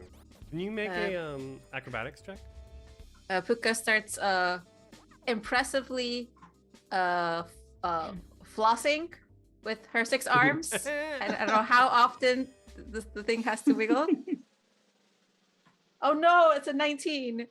Can I aid by like just I'm still holding her up? Yeah, make an acrobatics check. Forth. It's gotta go 10 or higher. Okay, let me. Just one of the last set of arms is off the beat. Let's go. 19. There we go. Perfect. Yes, more. He turns the camera Juggling her around. between while she's flossing. What about you, big lady? What can you do? God. I think. Show me I your think moves. Oh God. I think what Chrysis does is she just spreads her wings, and then like moves her body up and down while flapping her wings. Make an athletics check. Yikes! This is so embarrassing. You could have just like flexed or anything. I think Alistair's going to take advantage of the increased wingspan to temporarily take even further steps back. That is a 17 in total. 17. All right. Maybe a little practice, huh? Who else? Sure. You there? Come on, don't be shy. It would be unbecoming of a professor to do this. I look at Alistair with a burning in my eyes. It would be motivational for your students. Okay, fine. Remember, kid, gym afterwards. Fine. And he just starts trying to do that casual kind of arm waving, kind of like I'm not dancing, but I'm kind of dancing, with absolutely zero enthusiasm and zero like for it. That just made me cringe. So that is Oh. Oof. Go ahead and make I a warned you. athletics check, Alistair. I mean, he gets +6 to it. He's got some proficiency in it. Another one. Whoa, stop. If I wasn't already dead, that would have killed me for sure. Oh, hey, that's a I good one, warned Zoe. you. That is a good one. At what point did I not warn you that this would be the likely outcome? Listen, Let's- don't if worry. I wasn't already dead, that would have killed me. Oh my God. It's clear that you two, he points at Greylance and Puka, are the real star quality of this group. Come on, show me something to make up for what I just had to deal with. No, I mean, like, the only thing I could think of, like, that would, like, make this night, like, extra memorable be, like, going all the way to a false moon. Oh, a little reference to Salvation's End, huh? That automatically counts as a success. I think of all the content. You would be perfect for this new project I'm working on. Trademark everything first. Yeah. Listen, kid. Let me send you some information, and he just like swipes his data pad over yours, Puka. We'll start talking, huh? My people will talk to you. Got people, right? If you don't have people, Yeah. we'll get you people. Cool. And Alistair's my people. So is what's Chrysis. They're These two- good people. They're good people. Zoe, they're good people. If you say so, sure. Yeah, why not? Yeah. I mean, there's space for everyone. Am I just still holding her up to his face height so that they can talk his face? I Like, have I'm a agreeing. I have a double degree in computing and engineering and a half master's in medicine. How the hell am I an assistant? You're good at the socials. You can type fast. That's true. Yeah, every good content creator needs someone who can manage the content. You know, they're not in front of the camera; they're behind it, and way. I'm sure my sister would love that. Sister. No, don't worry about it. Pretend I said nothing. Wait, but what you talking about? No. Keep going. I am actively avoiding this topic. Well. All right. Avoid all you want, but yeah. And he like makes like a little camera. He's like looking at you. Puka, yeah, Puka, and what's that little orb thing you got around you? Oh, that's my friend. That's my friend Glowy. Glowy, say hi. And the orange ball just kind of bounces up and down. All right, glowy. Now, natural light source. Can you control that? Give yourself a little, it'll help cut down on costs. Like whoosh. Whoosh. Okay, great, Whoa. cool, good. Just can't get in the way of the cameras. Nice. We'll workshop it. So, don't go write down all your ideas. Don't let them go away. Okay, we'll give you some space to do that. Perfect. I'm glad I ran into you. Okay, bye. And he like walks away as he's like talking in his microphone. Nicely done, kid. I put her down. Job, Gray. All right, just one left, right? Yeah. I am never taking dance lessons. You can't make me. We cannot and we will not, because Yeah, I will also you'll not be get it. doing that. What was that with the jig? I mean, it's like, it's slow moving. It's Do not I don't ever know. I mean, levers. look, I'm Don't not ever. a dragon king. I'm just not sure what the whole is. That like a dragonkin thing? Oh, mine. Yeah. Do not ever pay attention to me ever again. But I can't. You're like there. Yeah, you're like 12 foot high. It's real I wish hard. to not be perceived Okay. at this moment. I'm gonna go and chat up this dude. Can we just get this over with? I think I've embarrassed myself in front of too many people for one day. No, I this need is Oh no, so we got much at least 2 more people to do embarrassing fun. Don't worry. I need to go to bed and hide under a cover for a few hours. Let's go to iteration, I think. Uh, All right. So this last person is an android wearing a sleek suit in like black, white, and gray. Yeah, silvery skin and their signature android pattern, their circuitry pattern, is shiny, nearly white. And they're definitely wearing like the latest fashion. What voice was like? Well, howdy, they say. Yeah, why not go there? I like it. and Name's Hi. Iteration 177. Pleasure to meet you all. Likewise. yes, hello. So, what's a member of the Aspis Consortium doing with the Starfinders? Oh, well, I'm a big fan of the Starfinder Society. I think y'all do really good work out here in the Pact World. I gotta say, the Starfinder Society without no Starfinders just ain't a good society, now ain't it? And in order to be a good society, we have to go out and find things. Like artifact things. Like holy things. Yeah. Yeah, that's right. You find anything like that? Not yet, but we could. We would just need more resources to go find it. Roll a diplomacy. Alistair, roll a diplomacy to aid Puka. And Puka, go ahead and grab a +1 for referencing the religious artifacts anyway. Oh no. I Another can't do one? this. Seriously? Another one. This dice is What? going. That dice is going away. Oh man. Away. I There we rolled go. I rolled a 19. And With the +1 from referencing. Oh, with the +1, that's a 20. 20. Oh. Hey. Oof. Alice is going to go find a hole to go live in now. No. The, Don't break your biscuit, Alistair. I mean, just because you ain't found nothing like that yet doesn't mean you won't. But I gotta imagine that for strong-looking agents like yourselves have been on pretty cool missions. You got any good stories to tell? I point back at Grey Lantern and Chris. I'm like, they got some stories. Oh yeah, we got some stories for you. Hey, Chris, why don't you tell us about like the one with those that little pirate encampment?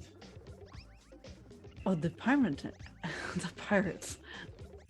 Well, it was quite interesting. We arrived at the pirate encampment, and we came there, and we had we had realized that it was only one pirate.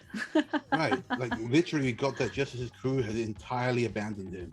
So he turned on them and helped us out. Poor Sap didn't make it, but it was... it's funny how you see that people just kind of look out for themselves sometimes up there. Not us though, as a team. One pirate? Just one? Just Yeah, well, one. He led us to the others, is what happened. After he kind of... I think he had a thing for just like giant women, to be honest. Yes, he sure did. Well, I can't say I blame him. He looks Kruzuf. All the way up. Giant anythings are pretty impressive. Oh, why? Thank you. I am flattered. Kruzuf, go ahead and roll Intimidate. Intimidate. Nice. And Don't forget Grayland's to gonna stretch. roll to aid. My intimidate isn't very good. And we had a stretch claimed in the chat, so don't Oh. forget to Stretch, Yeah. Nice stretch. Really helped me. Double Exactly. stretch. It was actually Yeah, really I'm good. not I was like, too... yeah. Have I shown you guys Fucking the much. in-arm stretch? You bring Oh, it yeah, back, that's you right. got the whole one? Oh man, just everything clicks. It's great. Intimidate, right? Yes. Okay. 15. Kruzuf? And I rolled a 15 to make it a 23. Whoa. Hey! Well- Imposing giant lady. Well, pirates, huh? That's pretty impressive. I can't wait to hear about your future endeavors as Starfinder agents. That would just be a tickled pink if you were to, keep me abreast of anything you might come upon. Well, of course. I mean, everything that we go out on, we report back, of course. All right. All right. You got any more fun stories or interesting stuff? We'll let you know. At this point, First Seeker Luwazi sort of comes over. She says, excuse me, Iteration. If you don't mind, I would love a chance to speak with Starfinder. If you don't mind. And Iteration sort of nods and steps away. Well, I'll be seeing you then. Don't be strangers now. Of course not. And this is the only person that she gives a salute to. All right. So how is everything going? She asks. So far, Well, so good. I nearly killed a guy with a dance, so that was an interesting experience. Yes, Zoe can be quite a handful sometimes, but I appreciate you humoring him, as I'm sure he does as well. Yes, we will never be dancing it again. Thank you. That's so sad. Dancing is an expression of your inner joy. I can Well, express my good inner cardio. joy in different ways. Thank you. Oh well. I have to say, I think you're doing quite a good job. I've been watching. Don't mind Royo. He's a special sort, a very particular set of biases that don't do particularly well among Starfinder agents. Well, as long as he doesn't choke on his paper, we're fine. All right, Alistair, read it in. Wonderful, wonderful. Well, enjoy yourselves. You've been doing quite some good work, and please enjoy the party. You've done well. She nods and Yes. she's pulled away by another person. I think I need to sit down. Yeah, I mean, we can all grab a drink and sit down. As I think Alistair's gonna sit down like straight away, like find the nearest like non-used table, just sit down and immediately pull out his data pad and go back to his comfort zone of just marking work. That's your comfort zone? That's his Jesus. comfort zone. Yeah, he feels most in control at home. He's marking work because it's a safe boundary that he knows. All right, I'm gonna give me drinks then.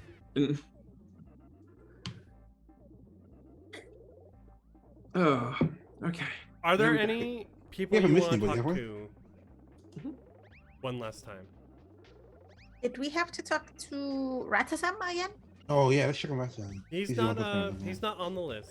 Okay, Yeah. okay. Oh, do you guys want to go for anybody else? Anybody a second time?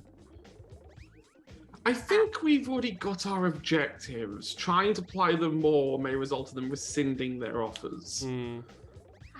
I don't want to talk to Royal. Oh yeah, right. Just get under the table, it's fine. They can't see you under there. Just tell them about your thoughts on interplanetary pen pals. Making friends is nice. Right? Yeah, they'll love that stuff. Just If in make doubt- it sound really important. Do lots of like big ha's and hums. She's Yes. falling asleep. Yeah. As you're sitting here talking, Radazam comes up. Good. I've caught you. Listen, we've got a situation on our hands. Oh. I've been following rumors of a somewhat notorious assassin who's only recently showed up on the station. And one of my contacts says that signs point to the First Seeker as their next target. If that's the case, they're most certainly going to make a move tonight. Okay, that's definitely not good, but I assume you already have security in place. Yep. Oh yeah, you're mercs. My obsidian spiders? Mm-hmm. Obsidian spiders.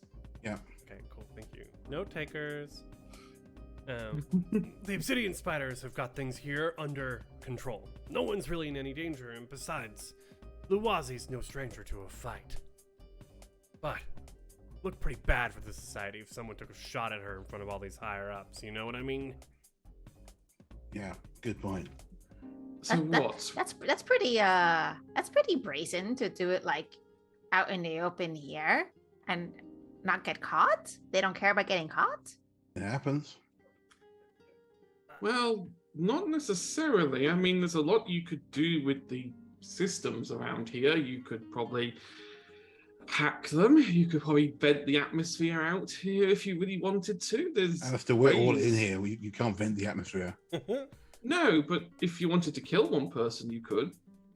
I Like, think you, if you you vent don't the have atmosphere, to it kills be. everybody. It does, yes, and it's a very brute force method of killing one person, but Okay. they don't I've have just- to be here to. They don't have to be in the room to be, deadly.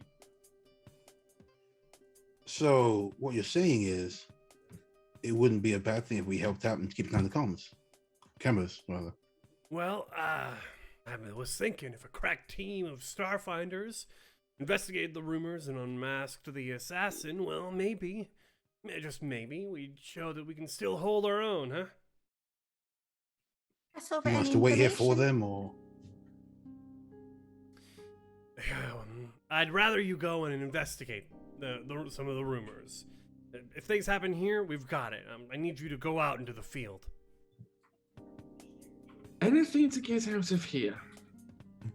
Any excuse. just gonna grab some more food on the way out? And I'm sure there'll be food left over at the end. I'm sure you can carry the whole table out. Listen, I've got to be practical about this kind of things. For what I know, if somebody comes in here, snacks up the whole thing, they get the most tasty on the table. I'm not having that happen. That way, if I get one of everything, I'll know what the best thing is. I've got an address, and there's a ding as all of your data, personal comms go off. It's in the Sparks. Seems this assassin, Trilotea, rented an engineering bay down there. I need you to go check it out. See if you can identify her and find out her plans. After that, give me a call, and you can see there's a phone number on his message to you that you can call him back. Sparks. Trilotea. Gotcha. Yep. Any questions? What's this Trilotea look like? If we knew that, this would be a very easy job. What does Trilotea look like? And posture check was redeemed in chat. Oh god. Well then there goes my Oh, I just literally heard my Stop slide clicking. pop 3 times. Stop clicking, people. What does she look like? Well, let's see. It's like a wanted poster or something. You can try a culture check. Okay. Or you can do a computers check to look some things up. Culture check on her, computers check on the location. I will Google it. Give me a second. You do computer science and culture. That would be 33 on the computers check. Nice. I got a 21 on the culture. Okay, great. So as your Alistair immediately begins spoogling, space Google, you see that this engineering bay, the address, is a small, scrappy work bay that's seen plenty of turnover the last few months. So, like, even so, on your search, you see the most recent for rent ad, like, pop up. Okay, so clearly this is being used as some kind of dumping ground or hideout, given how quickly it's changing hands. You're noticing That's that safe in to the last assume. few days, though, there have been complaints of intermittent power outages in that neighborhood. Quite rare for Sparks to get power outages. I mean, it's a purpose-built engineering sector, so they have redundancies for this kind of thing. So something is drawing a very, very large amount of power to cause blackouts of that kind. High venting, lots of blackouts. Weapon? No. Why would you power? What would you need a weapon that much power for? Graylance. What was your culture check? 21. 21. Okay. You do not get a description, nor can you find any images.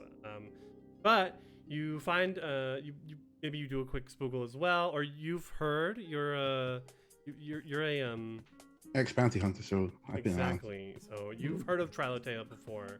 An individual associated with a years-long series of crime reports and wanted notices from throughout the Pact world. She's a long history of a big CV, one might say. This looks like a big fish, guys. And there's power outages, you said, Alistair? Yes, quite regular as well. Very, I don't know, not natural. Okay. Don't worry about them. We got question. I don't know. This Ratasam is very insistent on us going and leaving and checking. Is there some skill check Puka can do to see? Is he just like being earnest, or he wants them out of here for Sense some motive. other reason? What was that? Sense motive. Sense motive. The insight. Gotcha. 20. 30-20. I think Radazam. Razzmatazz. I was going. The old Razzle-Dazzle. This, in his insistence, comes from a place of wanting to test you. He knows, he's very confident in his abilities to protect Luwazi and the people in this room. But, so, whatever, he could just let it be and it wouldn't matter. But he's as he said, he's like, what if it would make us look really good, but also he really wants to see, can you do it? And how do you do it if you can? Yes. Well, the obvious suggestion would be to go check out the workshop. Right. However, if you were acting nefariously, you would probably trap or rig that place or have it under intense surveillance. So maybe we take the long route round and probably stake out the place first. And besides, I need to go down to Sparks anyway. I mean, I go down there quite often. I mean, engineering, I sometimes need things for lectures. So Sounds like a plan. We're gonna get down there anyway, so we get down there. Alice is a known face. If anything, we're just working with him on something. Yeah, I'm sure I can come up with a reason to say that you're down here with me for something. Even if we know what to trap, stringing it also has to show their face too. Not if it's automated. Or explosive. But if we know Yes. it's a trap, is it actually a trap? Yes. Aha. Nope. Because it's still a mean- trap. It's still a trap, it's just a trap that we know of. Then- Now, if you trap the trap, then, that's a completely different kettle of fish. But Why don't you go talk to Royo? Please don't talk to Royal. no, I don't want to talk to we Royo. Let's go. Let's we- get out of here. let's go. We'll move. Gray, you have all the food? Hell yeah, I got all the food. Perfect. Okay. You head out from Lore Spire Complex, and it's not far from here to get to the elevators that bring you down into the spike where the Sparks is located on maybe a few different sets of floors. The spike itself, I don't know, has like hundreds of floors, and there are parts of the spike, the underneath of Absalom, that have never even been fully mapped or explored. People go missing down here all the time, but you're not going that far deep. No. The first couple of subfloors. You have to take several different elevators, each of which become sort of increasingly industrial. So you like get out on one, walk down a hall, go to another one. Maybe that one like goes left and right too, and then down in a weird Willy Wonka style. They never built a central elevator. Never understood why. Eventually, you come out in a rough and tumble neighborhood, very much a working sector. The Sparks. You can smell that the air carries a distinctive metallic tang of mechanic industry, sharp chemical smells, and the stale odors of countless living beings crammed into two tight spaces. The corridors are metal and cramped. Ceilings are 10 feet high and lit only with stark LED lighting strips. So Krizuth, your wings are like touching the sides of the hallways, moving around up. Ooh, free I like it. cleaning Um, for the hallways. Don't I have tight fit? It's fine, right? Mm-hmm. It's not like They're okay, 10 cool. feet wide, so even then you're not squeezing or Okay. anything, but Cool. it is what it is. You're definitely attracting some attention. Some of you bought ceremonial formal cloaks before coming down here. I think that Chrysis would have taken that off before she went down there. Okay. Okay. So then you're not attracting very much attention. People. Well, I still have a golden breastplate on, so I think I am. The But- 12-foot creature, yeah. Yeah, Exactly.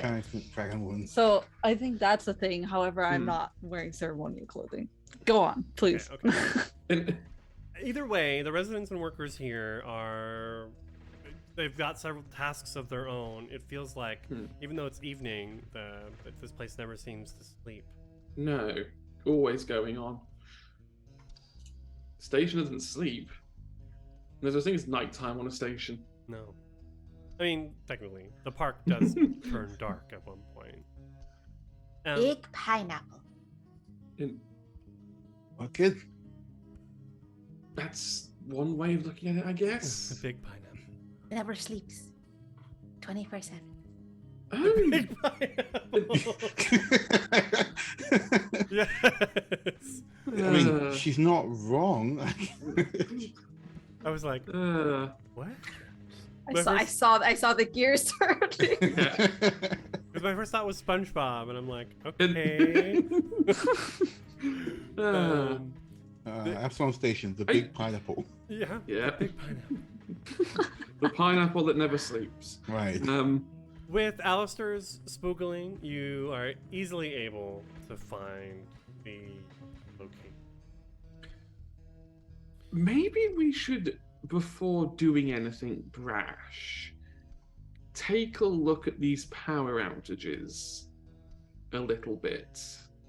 Is there any way you can maybe hook up into the local net, see if there's been any information, any kind of like videos, something we can use? Possibly, but what I'm kind of leaning towards is I know that when you're trying to do projects and like make things and build things, the last thing you want is a loss of power. If that place is rigged and if there's surveillance there, it would be a big shame if we were to somehow flip the power again and the workshops around here were to suddenly lose power. I mean, we'd have to use torches, but that's not too So much. you want to inconvenience everyone in this area while looking for one place? Yes, however, it's not like they're not used to it. It's been going on for a while. No one will be suspicious. And if we find out what's causing these power outages, we can fix it and make sure they don't see it again. I'm just worried that if someone's drawing that much power that it's causing a blackout, that entering that workshop with that thing in there on might not be a smart idea. How about we get close, scope the place out, and then see what we can do from there? I mean, you can try. We can definitely try and stay quiet. Although, maybe me and... I mean, I'm not exactly a stealthy human. And I think It's a some weird of way us... to put that, kid. Yeah, I'm not very good at hiding, and I also am quite confident that a 12-foot dragon can't quite exactly disguise themselves in an area this cramped. Oh, I'm a hide and seek master.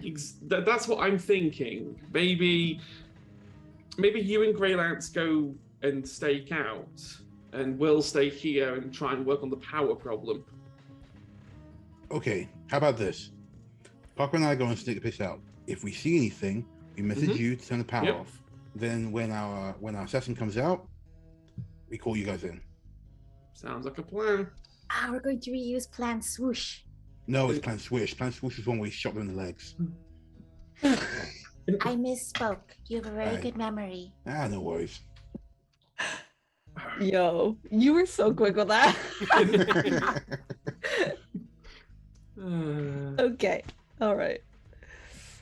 All right, you guys look for the power breakers. We'll go do a stakeout. Yes. Okay. Graylance and Puka, you come to a four-way section of the corridor. Left and right, it goes off in directions. You can tell that if you turn right, it turns after maybe like 20 feet to the left. But straight ahead, you can see these plastic doors that you know lead to the area that you're looking for. Hydrate reading, by the way. I'm running Thank you, out of apes. I knew that. water.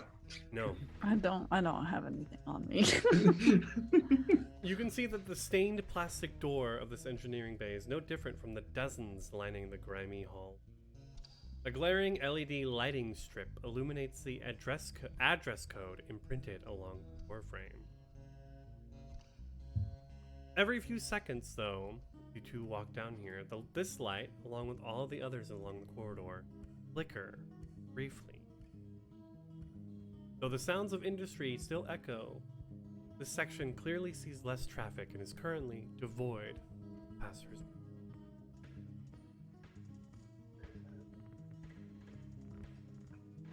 Quiet. Greylance, sorry, you were muted. God damn it. Lay it back on the comments. Every time it's okay. Sorry. I'm getting back on the comms to Alistair and Crixus. Hey guys, wait. I think we're here, but it looks like there's constant power outages. Well, yes, it wouldn't surprise me. Is it like full blackout, or is it coming back up quite it just looks like rapidly? it's flickering, judging from the signs.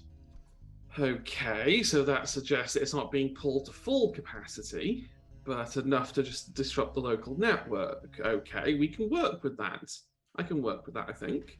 How are you guys getting on finding the breakers? Oh, we're fine. Don't worry about us. Don't touch anything, and probably stay away from any lights. What? Just don't worry about it. Just stay away from lights. I'm not Okay. staying away from Chloe.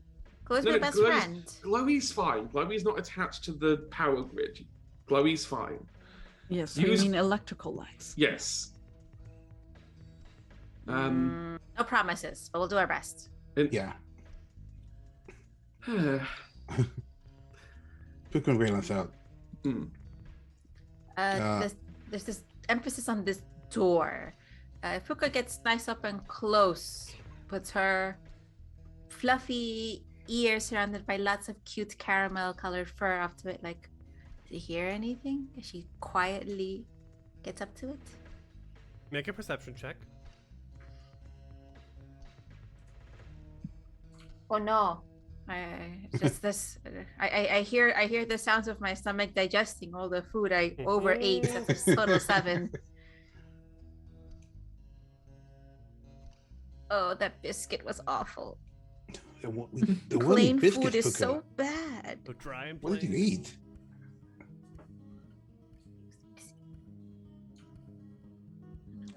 Can I take a look as well at this? Have a peek around the store. Yeah, go for it. All right. Let's peek around the door.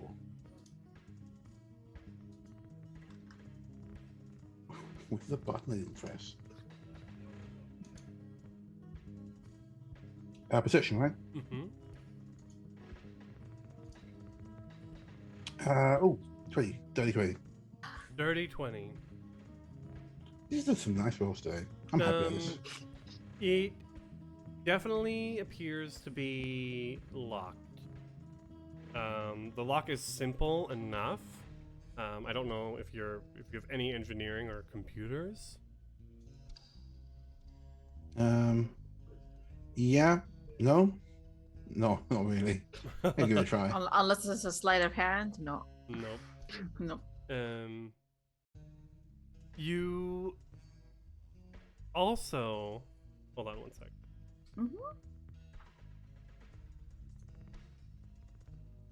I need to roll something.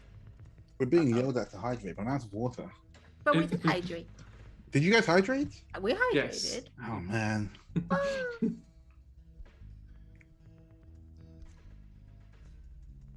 Just a moment. Sorry. All right.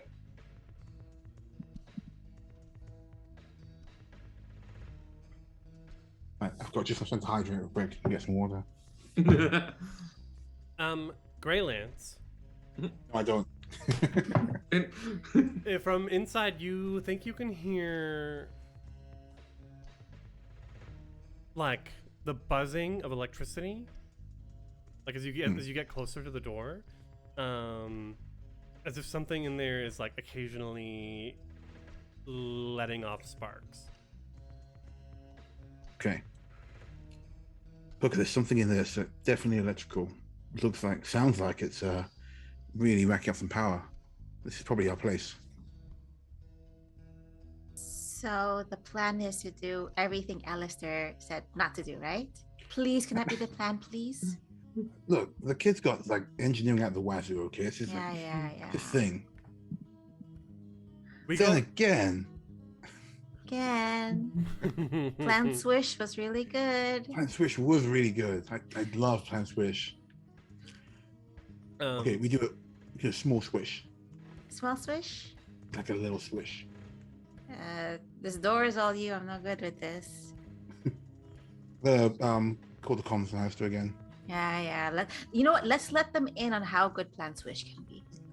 Oh God. Alistair and Mhm. Kasuth, you're not far from here in a different hallway, sort of trying to track down the breakers.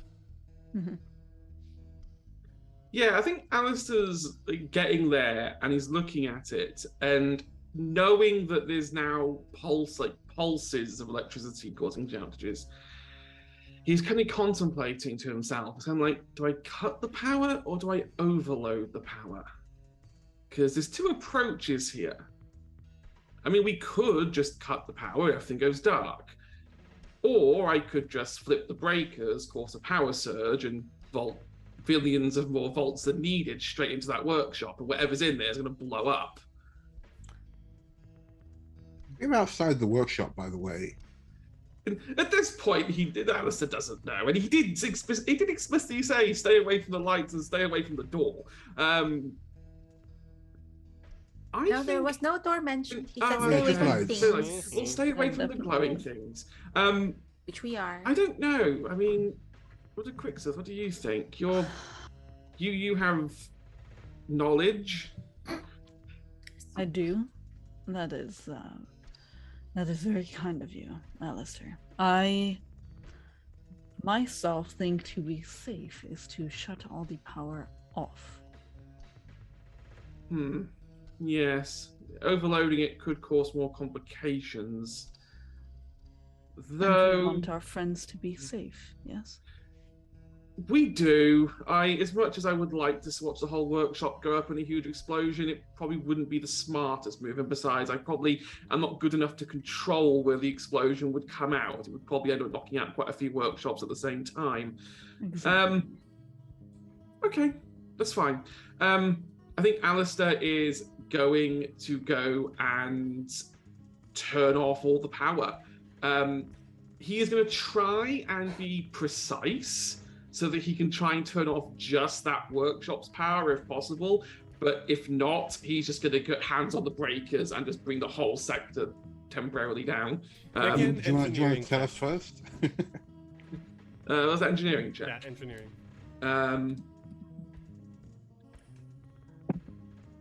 That will be 30.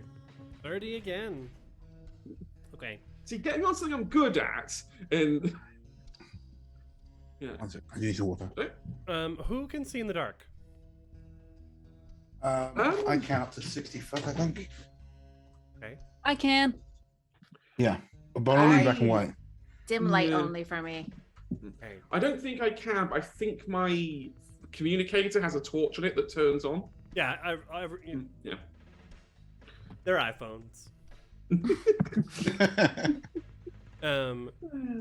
Yes. So, Alistair, you're able to pinpoint what breakers will turn off the electricity for the area of the sparks you're in. The whole floor won't go dark, but most of it will. And when you flip the switch, the lights go out. There are cries of people, "Hey, what's going on? Who turned off the lights? Somebody check the breakers." And Krizuth, you can see a young, rugged, like a sort of gruff half-orc man, turning around and sort of slowly making his way over. I turn to Alistair and I go, call them that now is the time. And then I turn around to this half-orc man and I take steps closer and I go, I'm sorry, sir. I think there has been a mistake. We are working on fixing it right now. I think it is best that you stay back. Make a bluff check. Lovely. I honestly thought you were going to punch him out straight away or It- something. No. 12. 12. Yeah. 12 is exactly the number I put in my head. Let's go. I think you're reading my mind. Or maybe I'm psychic and I can see the future. Maybe I am reading your mind. Ah. Lotto numbers, please. Yeah, please. Right. Well, we need light to work. Come on. Of course, completely understandable. We are working on a fix immediately. Okay. The lights go off. Graylance and Puka. Puka can't see. Oh crap. Does glowy give me light? Yes. No. So with the low light, Puka can see. Nice. Nice. Because I think it's just like a candle light, but that's enough to give you, with your low light vision, a little enough to work with. Okay. So, okay, get Okay, this door open, and I guess we're off now. Yeah. I'm a sneak in real fast and see what's going on. I'll let you know okay. over comms what the situation is. Okay. I'm gonna pop open the door. I'm gonna try and get a good look in. Make an athletics check, please. Yeah, and then my Oh. plan is to kind of just sneakily get in. Oh, wait, Puka or me? Graylance, if you're opening. Great for the door. Okay. Oh no. I got no athletics here. I got a 16. 16. Yeah. You get your hands in there, trying to pry open the doors, but it's tough. I mean, you don't work out your muscles like this very often. You can do it. You can do it. Gotta get back in the gym. Damn. It's not. You can't get it all the way open at the moment. All right. Okay, this door's a bust, but we should look around. There's probably a back door, some windows, something. Is there any other way to get in? There is. Let's check. Vent somewhere? If you head right down the hallway, you know this corridor turns left at the end, and as you come all the way around, you can see another door back here that must lead into the engineering bay. Sweet. Just gonna try it first if I kick in or anything. Locked? It is locked. What kind of lock is it? Like electronic or just like a lock? It's a very simple lock, so it has a touchpad, but the touchpad just activates the physical lock inside. Okay. Can I try hack it? Hack it with computers? Or engineering? Yeah. Oh, either the same. So I'll do computers. Are you trained in either? I got 2 computers. Bless you. Make it do an engineering. It's really tough. I would say continue with athletics would be your best bet. Okay, then I look at the keypad and go, a Del Marti lock. Okay, and I try and kick in the door. You can do it. You can do it. Rah, rah, rah. Great, great, great. Why is this rolling? Luca's cheering in a whisper, but cheering. Hang on, it won't click the roll. Athletics, come on. Roll the good one. I'm clicking and it won't let me click. I'm just gonna use the dice now. Okay. If in doubt, revert to analog. Mm-hmm. Yeah, I don't know why it won't let me click, but whatever. I don't want to talk to Royal. 5, 21. You are able to open it up. Inside, you can see rusted crates and plastic barrels. Ragged wires droop from an exposed conduit along the northern wall, where you see 2 small flying serpentine creatures chewing on the exposed wiring, desperate to try and get some sustenance out of it, and angry that nothing else is coming out of it now. As the door slides open, they turn and look at you. They've got these razor sharp, weird beaks with spikes coming out of their red heads, and they just go. And that's where we'll end our session today. Of course it is. Okay, yep, yeah. Oh, scary. Yep. right. Awesome. Thank you so much for playing today, everyone. Indeed awesome. Yeah, thank you Thank for you for running. running. Really Yeah. fun. Very cool. We'll be back next week with the conclusion of the first mandate, the first scenario in our Spaceflix and Kill actual play, where we'll be joined with the missing 5th member of our crew, Andrew Datson. Before we say goodbye and goodnight, let's get final plugs, everyone. Where can we With find good posture. you? Good With posture. good posture. What? There's another posture check? Tips are is keeping us God. on track. Oh, my back. But it's important. It really is important. It is. Thank No. you. No, it's You know, not. your head weighs as much as a bowling ball does. Me and Nina's in the Slump Forever Club. Yep. Shrimpy boys. Eh? Oh, yes.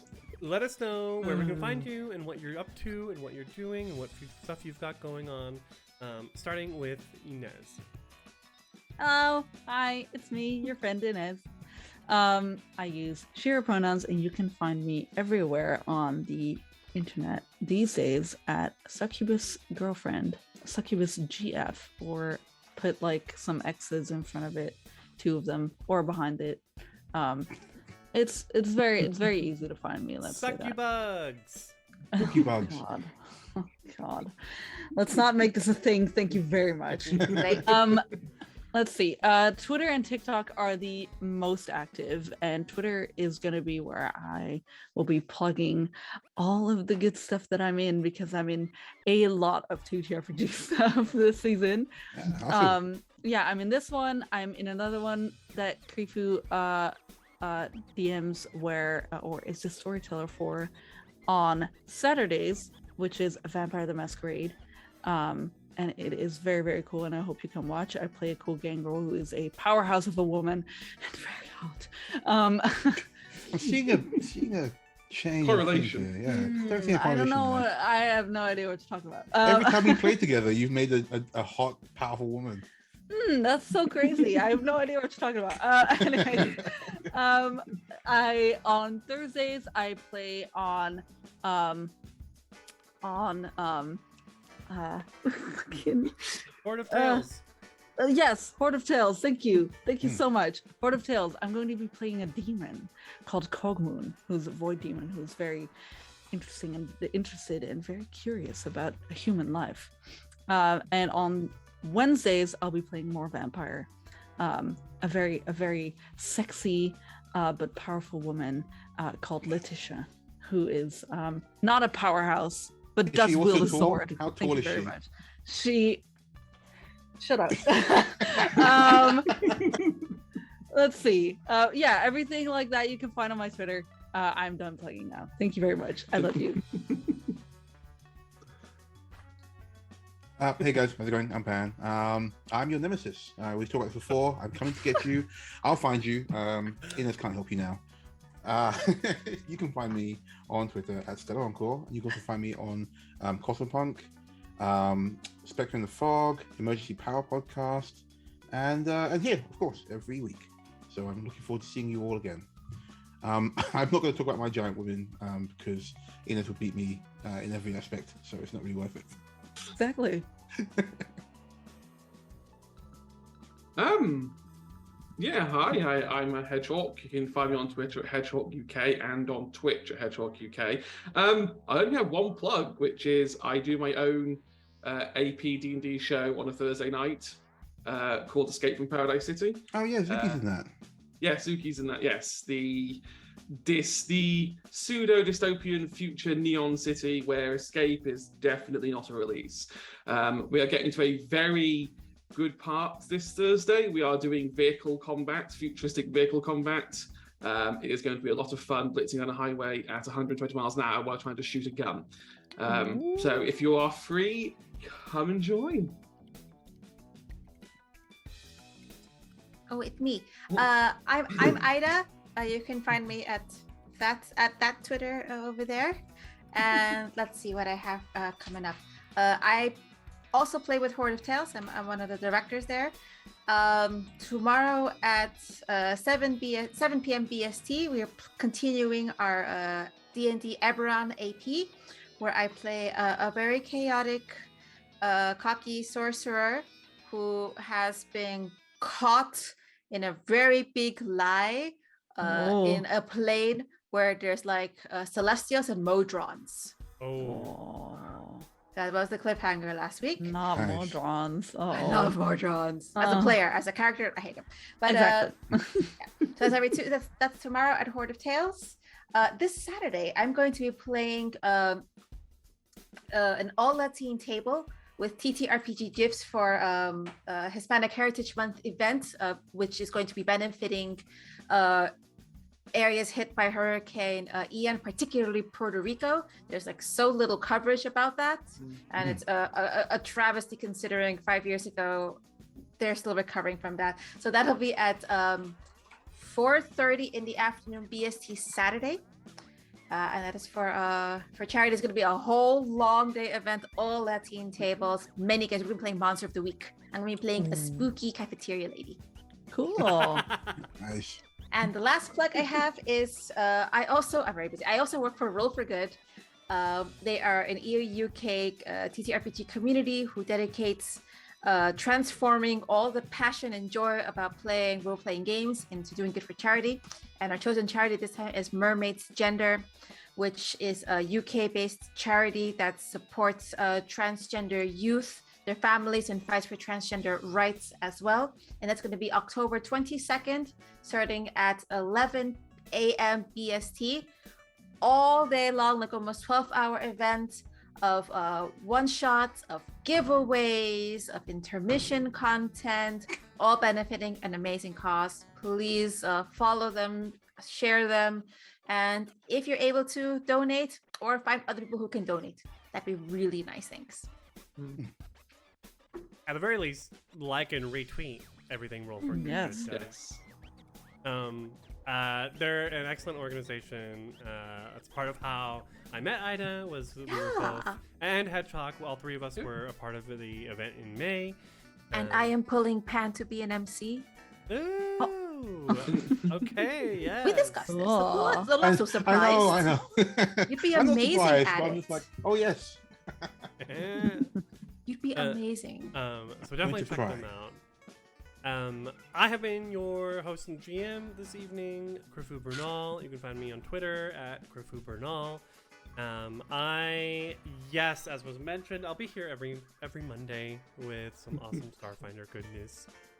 But Inez and I are also in the midst of a Vampire Chronicle on Saturdays as part of the EU so Happy good. Hour. Thank you. I all fucking your love fault. Vampire, and I'm so glad that Inez and I can finally play Vampire together. It's just everything, sipping my red wine and doing the thing. Yes. Be mysterious and ask many questions. Mhm. I wasn't even going to wear a tie and play watching Inez on Saturday, and then at the last minute I decided I was going to wear it. Aw, that's cute. That's sweet. Yes, so definitely tune in on Saturday and next week. And also, there's lots of awesome, good stuff here at Manapod. Check the calendar down below, join the Discord, follow us on Twitter. There are lots of other shows, so if you're in a different time zone and watching, thank you for doing that. But we have some great shows in US time zones as well. And we even have one show where the GM is in Japan. And that works out really well Mark. with US. That he GMs in the morning and the Americans play at night. Actually works out really well. There's always lots of cool stuff going on, so definitely stick around. And stick around for the raid. We're going to go and say hello to a crew called Brew Neutral. Gum. They've got a nice setup. Ooh. It's really nice. So, And we're going to Okay. steal/be inspired by it. Right, yeah. Be inspired Yes. by. Yes. it looks great. So go over, say hello, and have a wonderful night, everyone, and a good week. Cheers, Yes. guys. Take care. Thank you. Love you. Bye. Bye. Bye. Bye.